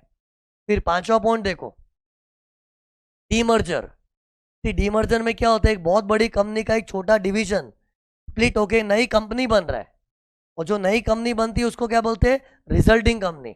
और जो मेन कंपनी में से जो पोर्शन बाहर निकला है उसको बोलते हैं डीमर्ज्ड कंपनी। उसी डीमर्जर में क्या होगा, एक्चुअली PQR क्या है मालूम है, 3 अलग धंधे हैं। कंपनी एक एक्स लिमिटेड, और उसके 3 धंधे, केमिकल का धंधा, इलेक्ट्रॉनिक्स का धंधा, कपड़े का धंधा, ऐसा 3 धंधा लेके बैठे थे। लेकिन एक धंधे को स्प्लिट करके नई कंपनी बना दिया, रिजल्टिंग कंपनी। लेकिन इधर भी पता है ये कंडीशन फुलफिल हो रहा है, कैसे बताओ, जल्दी बताओ ना। एक्स लिमिटेड के पास डिवीजन आर के अंदर एसेट्स थे, वो सब भी आर लिमिटेड के नाम पे ट्रांसफर हो गया, तो देर इज कैपिटल एसेट और ट्रांसफर भी हो गया, change in ownership. Earlier who was the owner, X limited, now who is the owner, R limited. तो देर इज ट्रांसफर, बट इसमें भी कैपिटल गेन्स नहीं आएगा। ओके, तो इधर भी क्या है, अपनी चीज अपने पास ही तो है, कि अपनी चीज पराई होती है तो गेन आता है, लेकिन इधर अपनी चीज अपने पास ही है, क्योंकि आर लिमिटेड भले नई कंपनी की तरह जाना जा रहा है, लेकिन अपना बच्चा है। और हमने जब आर को दिया ना, तो अपनी चीज अपने पास ही है, और अपनों से थोड़ी कोई कमाता है, तो इसमें भी कैपिटल गेन नहीं आता है। फिर नेक्स्ट देख लो जल्दी, होल्डिंग कंपनी और सब्सिडरी कंपनी के बीच में अगर सेल हुआ है, जैसे होल्डिंग ने सब्सिडरी को बेचा, लेकिन कैसा सब्सिडरी, 100% सब्सिडरी, तो इसमें भी कैपिटल गेन नहीं आएगा, क्योंकि होल्डिंग कंपनी भले बोल रही कि हमने बेच दिया बेच दिया, लेकिन बेचने के बाद भी क्या लग रहा है, वो चीज़ अपनी ही है अभी तक। क्योंकि किसको बेचा, सब्सिडरी को, और सब्सिडरी तो अपना बच्चा है, और 100% मतलब पूरा अपना ही बच्चा है। तो जब अगर कोई एसेट उसको दे भी दिया ना, इट्स लाइक अपनी चीज अपने पास ही है। रियल ट्रांसफर कब होता है, जब अपनी चीज पराई हो जाए, फिर परायों से गेन होता है। लेकिन इधर परायों के पास गया कि अपनों के पास ही गया है, अपनों के पास। अरे अपना अपना रट क्यों लगा है, क्योंकि सब्सिडरी मतलब अपना ही कम नहीं है, और वो भी 100% होना चाहिए। कि अगर ऐसा हुआ ना, इधर सब्सिडरी में अपना 70% स्टेक था, तो कैपिटल गेन आएगा। फिर ये नहीं बोल सकते हमने लैंड दिया, अपनी चीज अपनी है, अपनी नहीं, क्योंकि 70% अपना स्टेक है, तो 30% माइनॉरिटी इंटरेस्ट आ जाता है। तो कैपिटल गेन से माफ कब होगा, जब 100% सब्सिडरी होगा। और ऐसा नहीं कि होल्डिंग सब्सिडरी को बेचा, तो it can be vice versa also, मतलब इन दोनों के बीच में कुछ भी बेचा बेची हो रहा है तो कैपिटल गेन एग्जाम। ओके, फिर ये देखो, ये 6 पॉइंट हो गया टोटल। देखो नेक्स्ट कितना है, 8 पॉइंट है। कि मैंने अभी बताया था एक्स लिमिटेड का सब कुछ वाई लिमिटेड टेक ओवर कर लिया इन द स्कीम ऑफ अमालगमेशन, उसमें तो कैपिटल गेन नहीं आता ना। लेकिन वो एक्स लिमिटेड को बोला जा तेरे को कैपिटल गेन नहीं आएगा, कैपिटल गेन हमेशा ट्रांसफरर को होता है ना। वो एक कंपनी पॉइंट ऑफ व्यू से एग्जेम्पशन था, कंपनी पॉइंट ऑफ व्यू। अब देखो शेयर होल्डर के पॉइंट ऑफ व्यू से कुछ बता रहा हूँ। टी ये पॉइंट मैंने बता दिया कि इसमें कैपिटल गेन्स नहीं आता है। लेकिन अब देखो एक्स लिमिटेड का एक शेयर होल्डर है, उस शेयर होल्डर के साथ क्या होता है, उसको अपने जूने शेयर के बदले में न्यू शेयर मिलते हैं। जैसे मान लो रिलायंस टाटा में मर्ज हो गया, रिलायंस टाटा में मर्ज हो गया, तो रिलायंस के शेयर होल्डर को रिलायंस के शेयर्स के बदले टाटा के शेयर्स मिलेंगे। और जब ये शेयर्स की अदला बदली होती है ना, वो भी टेक्निकली ट्रांसफर है। पता ट्रांसफर का डेफिनेशन क्या, सरक तू, तो सरक में ये क्या था, एक्सचेंज, और एक्सचेंज भी ट्रांसफर है। और इधर शेयर्स बोले तो कैपिटल एसेट है, मतलब चेक कर, शेयर्स के नाम, सॉरी कैपिटल एसेट के नाम पे इधर शेयर्स है, और ट्रांसफर भी हुआ ना, तो रिलायंस का शेयर चला गया, टाटा का शेयर आ गया, एक्सचेंज, इट्स अ ट्रांसफर। तो इसमें भी कैपिटल गेन्स आना चाहिए, लेकिन नहीं आएगा, क्योंकि इधर शेयर होल्डर का कोई कमाने का मोटिव नहीं था। शेयर होल्डर बोलेगा मैं काय को टैक्स भरूं, मेरे को थोड़ी अमालगमेशन की खुजली चढ़ी थी कि तो मैं जिस कंपनी का शेयर होल्डर हूँ वो लोग अपने अमालगमेशन किए, तो हमारा क्या कसूर, हम तो बेचारे शेयर होल्डर है, हमको तो हमारे शेयर्स तो बदल के देने ही पड़ेंगे। तो इधर शेयर होल्डर ने कुछ कमाने के इंटेंशन नहीं किया है, it naturally happened in the scheme of amalgamation.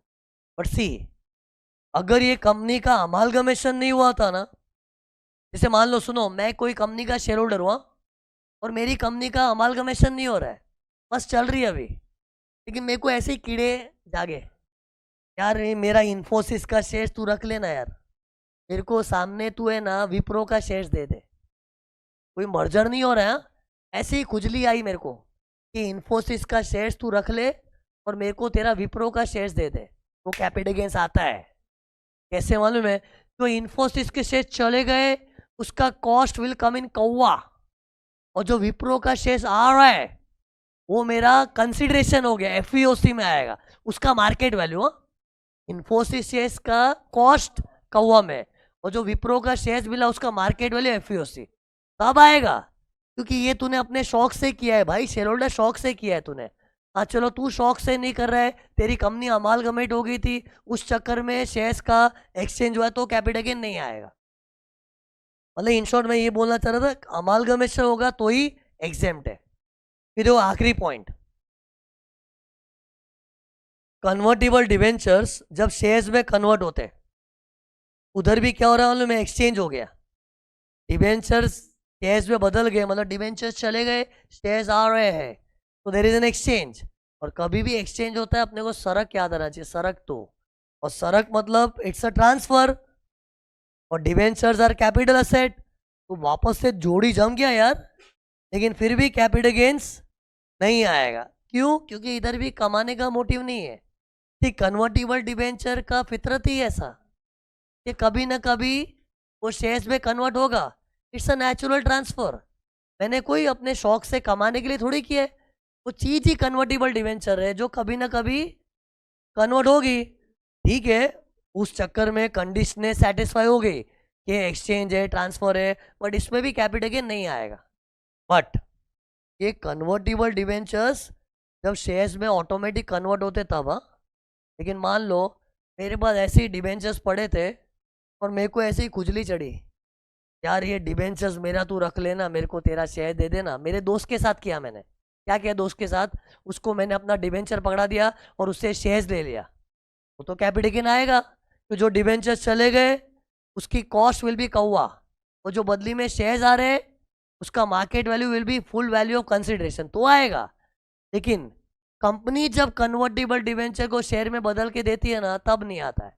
लेकिन तुम अपने शौक से करोगे दोस्त के साथ मिलके, तो अब कैपिटल गेन आएगा। In short this should happen through company, when company gives you a new security against the convertible debenture. और सी कन्वर्टेबल डिवेंचर जरूरी नहीं है, it can be convertible preferences, कुछ भी कन्वर्टेबल चीज बदल के मिली ना कंपनी के द्वारा, उसमें कैपिटल गेन्स नहीं आएगा। ये देखो इधर क्या लिखा है,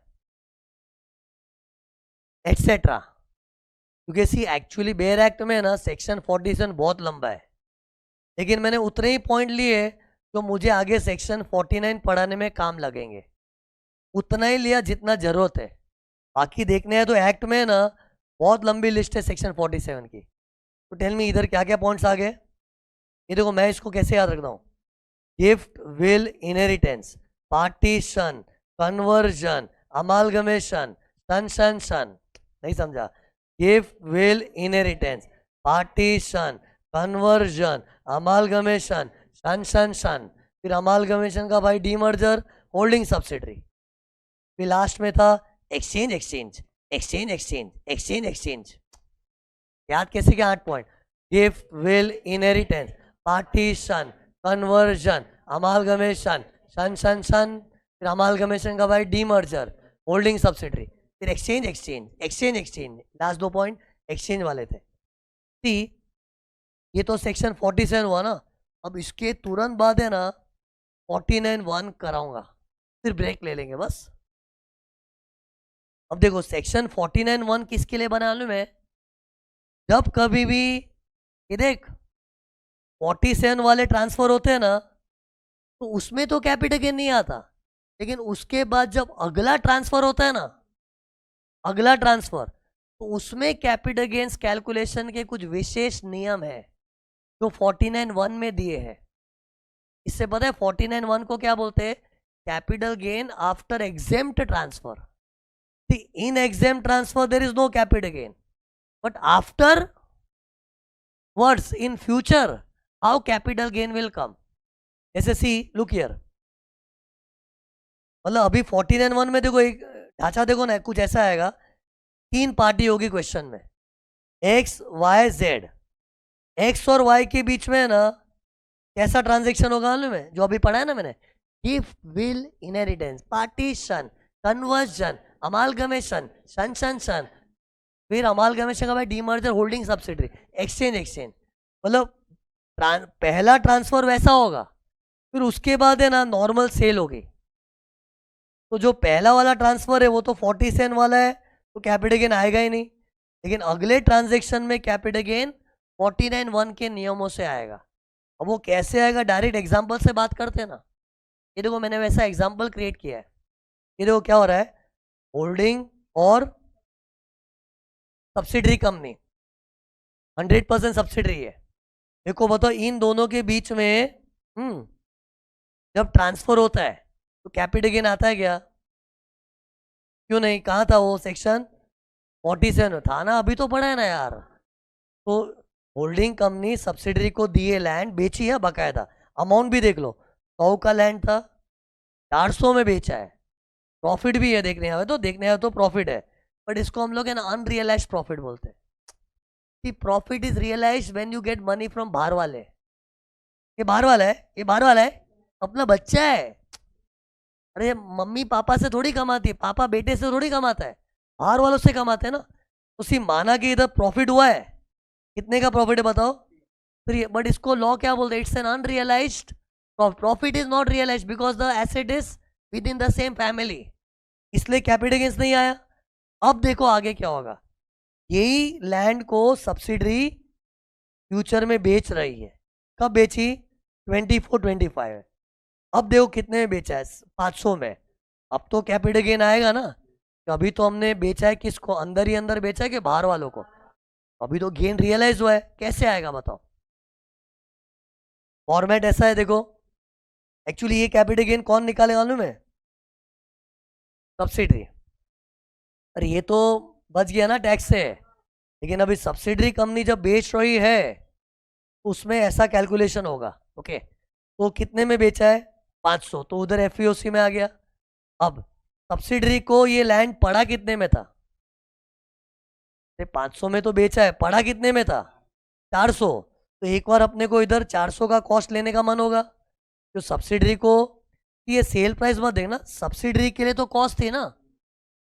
पहले ट्रांजेक्शन में 400 सेल प्राइस थी, लेकिन सब्सिडरी के लिए 400 क्या था? कॉस्ट। तो 400 में पड़ा था, 500 में बेचा, तो देखने जाए तो उसको 100 रुपये का प्रॉफिट हुआ है। लेकिन इधर अपने 400 रुपये को कॉस्ट नहीं लेंगे, इधर अपने को होल्डिंग कंपनी को जितने में पड़ा था ना, वो कॉस्ट इधर लेना पड़े, यानी कि 100 रुपया। दिख रहा है 100 रुपया ये 100, मतलब ये देखो अपने मगज में क्या आया था कि ये दोनों डिफरेंस के ऊपर टैक्स आना चाहिए, लेकिन एक्चुअली देखो कैसा होगा भैया, इधर मैं कुछ कर रहा हूँ देखो,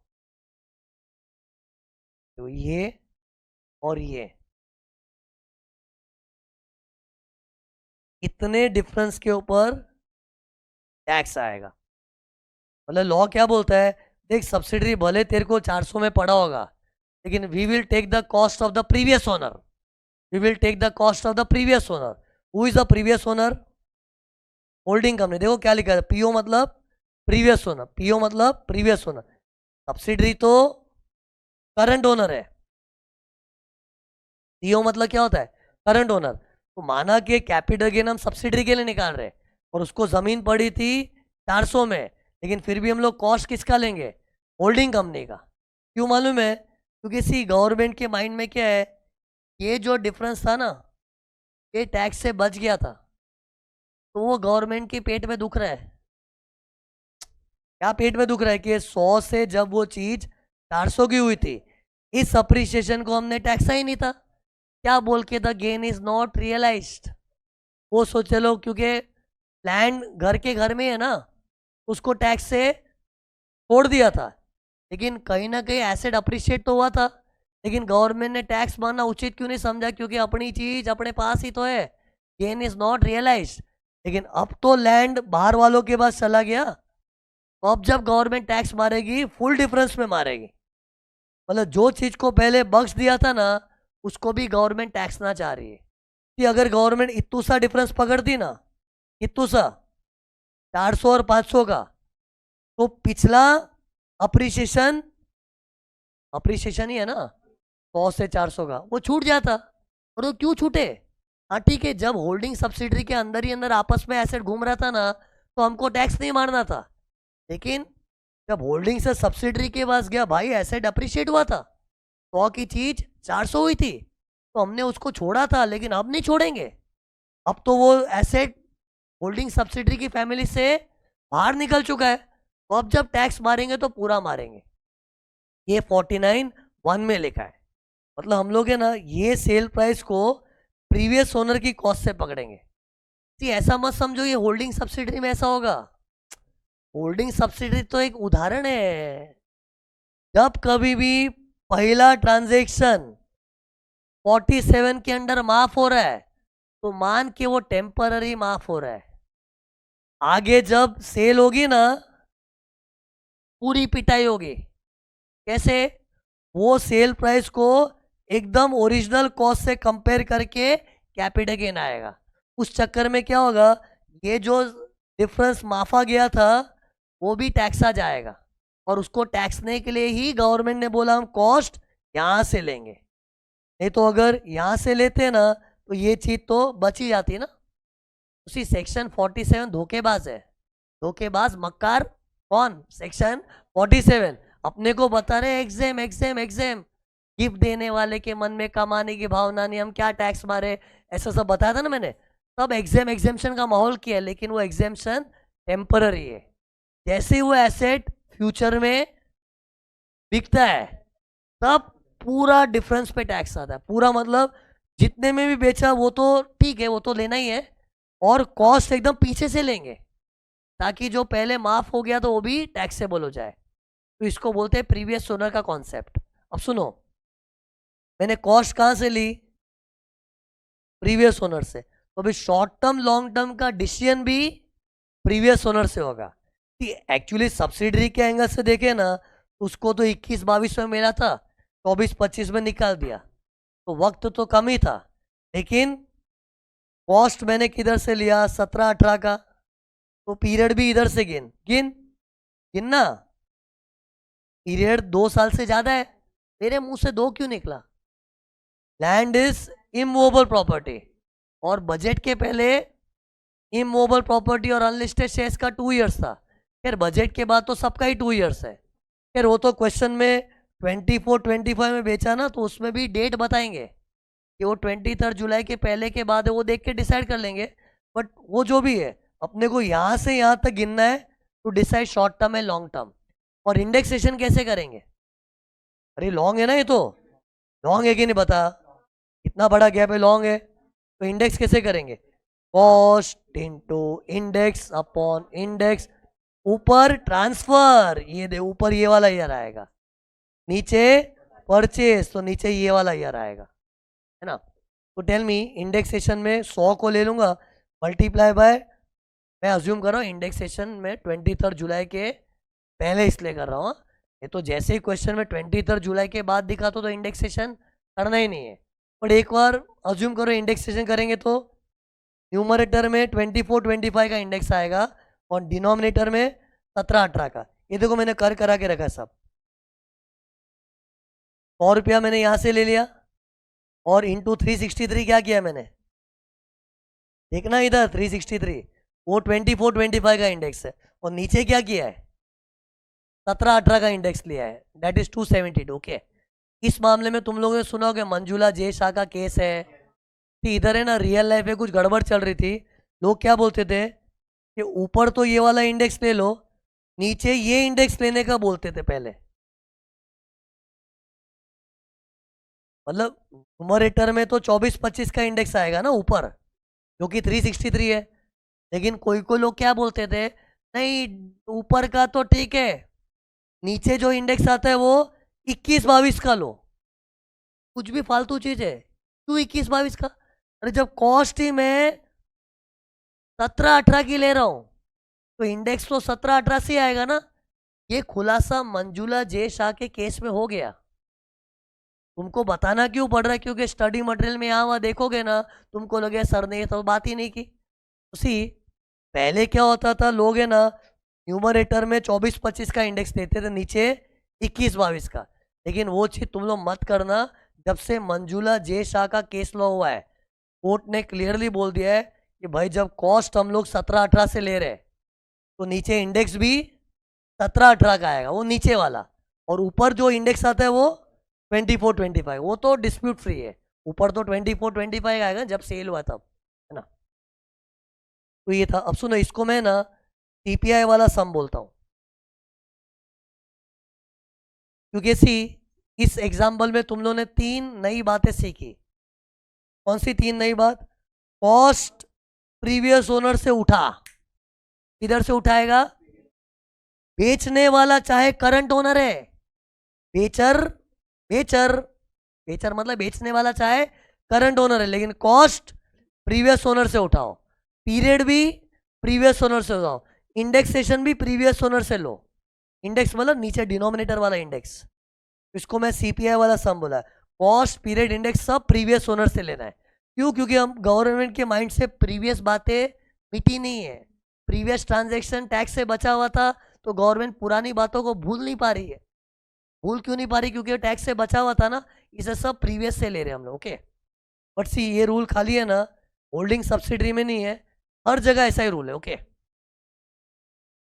अब ये देखो, ये वाला ट्राई करो, कुछ नया नहीं लगेगा तुमको। एक बार क्या लगेगा, सर रिपीट कर रहे हैं यार, लेकिन वो रिपीटिशन करके ना एक नया सेक्शन आ जाएगा। एक बार रिपीटिशन की फीलिंग आएगी, करो ना एक बार, क्योंकि जरूरी नहीं तो नया सेक्शन नहीं पढ़ा पाऊंगा। ये देखो चेंज क्या है, मान लो जिधर मैंने होल्डिंग सब्सिडरी का लिया था ना, अब मैं कुछ और एग्जांपल ले रहा हूँ। ये देखो, एक्स ने वाई को गिफ्ट किया, एक जमीन थी जो 100 की थी, 17-18 में ली थी, और उससे वाई को गिफ्ट कर दिया 21-22 में, और जब गिफ्ट किया तभी मार्केट वैल्यू 400 थी। ओके, तो इधर एक्स हो गया मेरा प्रीवियस ओनर, वो ओनर था, अब कौन ओनर बन गया? Current owner Y. फिर वाई ने वो जमीन आगे जेड को बेच दी, कितने में? 500 में। टेल मी, ये गिफ्ट वाला ट्रांजेक्शन सेक्शन 47 की लिस्ट में आता है कि नहीं? सेक्शन 47 की लिस्ट रटी हुई है कि नहीं? Gift, will, inheritance, partition, conversion, amalgamation, शन अमालगमेशन का भाई डीमर्जर, होल्डिंग सब्सिडरी, एक्सचेंज, ऐसी लिस्ट में से ही आता है ना ये। तो बिकॉज ये उस लिस्ट में से है तो इसमें कैपिटल गेन्स नहीं आएगा। ओके, बट इधर पता है जो 100 रुपये का एसेट है ना, 400 रुपये तक अप्रिशिएट हुआ था, वो अप्रिशिएशन टैक्स से बच चुका है। ठीक, capital gains is the tax on the appreciation. 100 की चीज 400 हुई ना, है ना, तो वो अप्रिशिएट हुआ है। लेकिन गवर्नमेंट ने गिफ्ट के ट्रांजेक्शन को क्या बोला, गिफ्ट देने वाले के मन में कमाने की भावना नहीं है, उसको टैक्स नहीं मारा, तो ये एग्जेम्प्ट हो गया। लेकिन अब वाई ने जब बेचा तो कमाने की भावना भूत फूट के भरी है उसमें, बेचने वाला तो कमाना चाहता है ना। अब कैपिटल गेन कैसे आएगा बताओ? वही अपना रूल क्या है, सी रूल ही बना दो, जब जब पिछला ट्रांजेक्शन एग्जेम्प्ट हो तब पीछे से पकड़ो। तो इधर पिछला ट्रांजेक्शन एग्जेम्प्ट है तो सब पीछे से पकड़ो। मतलब क्या करूंगा, ये देखो, ये वाली कॉस्ट को बेस पकड़ूंगा और ये वाली सेल प्राइस को लूंगा। I know it's a repetition but let me talk something. तो ये डिफरेंस पे टैक्स आएगा, ओके। मतलब एफईओसी में तो एक से ना, एफईओसी में तो 500 सही लिखा है, कॉस्ट में क्या लिखूं बताओ? होल कॉस्ट में क्या लिखूं? 100 रुपया लिखूंगा, बराबर। तो 100 ले लिया। एक बार इंडेक्स विंडेक्स जान दो ना, ये 500 रुपया माइनस ये आ गया, ऐसे करके आ गया, ओके। अब सुनो, अपने पता है कॉस्ट प्रीवियस ओनर से क्यों ले रहे? क्योंकि ये ट्रांजेक्शन टैक्स से बचा हुआ था। लेकिन सी, कभी कभी गिफ्ट वाला ट्रांजेक्शन है ना, कैपिटल गेन से तो बच जाता है लेकिन इफॉस में फंस जाता है। इफॉस मतलब income from other sources. Come on, हिम्मत रखो, कम ऑन। मैं ज्यादा तुम लोग को रिलैक्स करवा के नहीं पढ़ा सकता। रैपिड रिवीजन, रैपिड मतलब रैपिड रैपिड। तो क्या बात हो रही थी, ये जो गिफ्ट वाला ट्रांजेक्शन है ना, कैपिटल गेन में भले ही एग्जेम्प्ट होगा, और कैपिटल गेन तो ट्रांसफरर के लिए होता है ना। इधर गिफ्टर कौन था? एक्स। एक्स के लिए कैपिटल गेन नहीं है, वो तो 47 में लिखा ही है। लेकिन जिसे गिफ्ट मिला, रिसीवर कौन था? उसको इनकम फ्रॉम अदर सोर्स का टैक्स लगा होगा। अब लगा होगा कि नहीं वो भी निर्भर करता है कि अगर एक्स और वाई रिलेटिव है तो नहीं लगा होगा। Income from other source rule है, रिलेटिव्स में गिफ्टिंग होता है तो एग्जेम्प्ट है। बट अगर दोस्त है, जस्ट फ्रेंड्स, जैसे X and Y, boyfriend girlfriend, they are not relative, तो वाई को गिफ्ट पे टैक्स लगा होगा, और लगा भी होगा तो 400 पे लगा होगा। तो अगर वाई ने इफॉस वाला टैक्स भर दिया है तो कितने पे भरा होगा? 400 पे। तो अगर 400 टैक्स आ जा चुका है ना, तो अब फ्यूचर कैपिटल गेन इतने का ही आएगा। फिर गवर्नमेंट पुरानी बातों को नहीं खुदेड़ेगी, तो गवर्नमेंट को पिछले ट्रांजैक्शन का टैक्स मिल चुका ना। कि गवर्नमेंट पुरानी बातें भूल कब नहीं पाती है? जब वो माफ हो चुका था। लेकिन अगर मैं कहूं कि पिछले ट्रांजैक्शन में वाई ने, वाई नहीं सही, किसी नहीं सही, टैक्स भरा ना, तो फिर गवर्नमेंट को पिछले ट्रांजैक्शन का टैक्स मिल चुका है, तो गवर्नमेंट फिर प्रीवियस ओनर को नहीं लेती है, फिर जो करंट ओनर था ना वहीं से लेके करेंगे। और पता है वाई जब इफॉस पे टैक्स भी बढ़ता है ना, 400 पे बढ़ता है। और हाँ, by the way, income from others rule है 50,000 से ऊपर की वैल्यू का होना चाहिए। और ये मान लो ये 400 4 लाख है, ये तो तुम लोग यही सोच के 400 रुपये में तो टैक्स वैसे भी नहीं आता। 50,000 से ऊपर होना चाहिए, और ये मेरा 400 रुपया मतलब 4 लाख है, तो 4 लाख तो 50,000 से बड़ा है, तो इस पे टैक्स लग चुका है। तो अब कैपिटल गेन खाली इतने से आएगा। इसको बोलते हैं छोटा चांद। बड़ा चांद कब बनाते हैं सब? चांद, ये दो चांद बन रहा, चांद। बड़ा चांद कब बनाते हैं? जब पिछला ट्रांजेक्शन बचा हुआ रहेगा तो। लेकिन अगर पिछला ट्रांजेक्शन फंस गया था तो बड़ा चांद के छोटा चांद? छोटा चांद। ये 49(4) में लिखा है। 49(4) क्या बोलता है कि गिफ्ट में यदि रिसीवर टैक्सा जा चुका है अंडर द हेड इफॉस, तो हम प्रीवियस ओनर नहीं लेंगे, फिर करंट ओनर से ही मेजरमेंट करेंगे। मतलब 500 तो एफईओसी में जाएगा और 400 जाएगा कौवा में, कौवा कॉस्ट एक्विजिशन। ये देखो इधर लिखा है। बट सी, ये ना खाली गिफ्ट में हो सकता है, क्योंकि गिफ्ट ही ऐसा है ना कि जो कैपिटल गेन में तो एग्जेम्प्ट है, इनकम फ्रॉम अदर सोर्स में टैक्सेबल हो सकता है। बट सी, हो सकता है, नहीं हो सकता है, कोई फिक्स नहीं है। ओके, आंसर अगर समझा तो बताओ। एक्स और वाई है ना, एक्स पापा है और वाई उसका बेटा है, फादर सन, तो रिलेटिव है। तो रिलेटिव मतलब फिर तो इनकम फ्रॉम अदर सोर्स का टैक्स लगा ही नहीं। फिर तो ये ट्रांजेक्शन ना तो कैपिटल गेन में टैक्स आ गया ना इफॉस में टैक्स आ गया, मतलब बचा हुआ है ना, तो बड़ा चांद बढ़ाएंगे, है ना। इन शॉर्ट कभी भी गिफ्ट का समय है ना, सबसे पहले क्या चेक करोगे कि वो गिफ्टिंग क्या वाई के हैंड में टैक्स हो रही है कि नहीं। उसके लिए फिर बाद में अभी गिफ्ट की थियरी भी पता होनी चाहिए। वो अपने रैपिड रिवीजन में नहीं होगा, लेकिन मेरी नोट्स वगैरह रिफर करते हो, उसमें सब दिया हुआ है कि गिफ्ट में कब टैक्स आता है कब नहीं आता। मोटा मोटी तो पता ही है, मैरिज गिफ्ट पे टैक्स नहीं आता, रिलेटिव में नहीं आता, अदरवाइज आता है। वो चेक करना पड़ेगा। अगर टैक्स आ चुका है तो छोटा चांद, नहीं आ चुका है तो बड़ा चांद। इधर देखो, इसलिए मैंने दोनों चीज लिखी है कि अपने को शायद 100 भी लेना पड़े, 400 भी लेना पड़े। ये देखो इधर मैंने लिख के रखा है। 100 कब लोगे, पढ़ो ना। इफॉस क्रॉस दिख रहा है, मतलब इफॉस में, मतलब ये कैपिटल सी, कैपिटल गेन तो हमेशा एग्जेम्प्ट होता है, लेकिन वो तो ट्रांसफरर के लिए ना, रिसीवर को मे और मे नॉट भी आया हो, है ना। तो टेल मी, इधर इफॉस मैंने क्रॉस लिखा है, मतलब टैक्स नहीं आया था, मतलब ये ट्रांजेक्शन बच गया था, तो बड़ा चांद। और बड़ा चांद मतलब देखो क्या लिखा है इधर, पीओ पीओ पीओ दिख रहा है, PO PO PO, cost period index, previous होना प्रीवियस होना प्रीवियस होना। और जब प्रीवियस होने को पकड़ के करते हैं ना, तो बोलने का 49(1) जिंदाबाद, 49(1) की गुणगान कर रहे हैं हम लोग जब प्रीवियस ओनर से लेते हैं। लेकिन अगर ये देख क्या लिखा हुआ इधर, क्या अगर वाई ने इफॉस में भर चुका है, बेचारा टैक्स भर चुका है, ये देखो टिक लिखा है ना, तब क्या करें, बड़ा चांद कि छोटा चांद। और छोटा चांद मतलब सब प्रीवियस ओनर से लेना है कि करंट ओनर। तो इधर देखो मैंने क्या लिखा, CPI, पीओ पीओ पीओ के बदले सीओ सीओ सीओ, सीओ मतलब करंट ओनर के हिसाब से लो, and that is given in section 49(4). ये 49(4) में लिखा हुआ है कि अगर इफॉस का टैक्स लग चुका है तो ये छोटा चांद के हिसाब से सब कैलकुलेशन करना है। ओके, तो सी अपना क्या क्या हो गया है, 49, 47 के बाद 49(1) लिया था पहले, बाद में 49(4), और 49(4) खाली गिफ्ट के लिए एप्लीकेबल है। जबकि मैंने जब होल्डिंग सब्सिडरी का पढ़ा है तभी क्या बोला, ये तो खाली एग्जाम्पल है बच्चों, ऐसे तो 47 की लिस्ट में से कुछ भी आ जावे ना, करना ऐसा ही है, मैं एग्जाम्पल करके बोला। लेकिन जब अभी 49(4) पढ़ा रहा हूँ ना, वो गिफ्ट के लिए ही है कि अगर गिफ्ट वाली चीज इफॉस में टैक्सी गई है तो अपने चांद छोटी सी बनाएंगे और वो हिसाब से कैलकुलेशन करेंगे। 49(4) में लिखा है। ओके, फिर ये देखो, लंबी सांस तो सांस तो नहीं, सांस मैं कुछ बोलूंगा लेकिन ट्रस्ट में कुछ नया नहीं लगेगा तुमको, ऐसे लगे सेम ही चीज़ है, लेकिन उस चक्कर में सेक्शन हो जाएंगे अपने।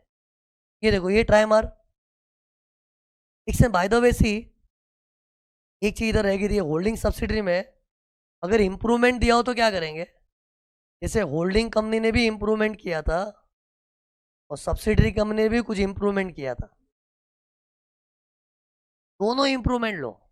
कि जब हम लोग प्रीवियस ओनर को बेस पकड़ के करते हैं ना, तो ये जो रेंज दिख रहा है इस बीच में, चाहे इधर इंप्रूवमेंट हुआ हो कि इधर, सब इंप्रूवमेंट लेना चाहिए। इस improvement whether done by the previous owner और current owner, all improvements will be taken into account once you take from the previous owner. Okay,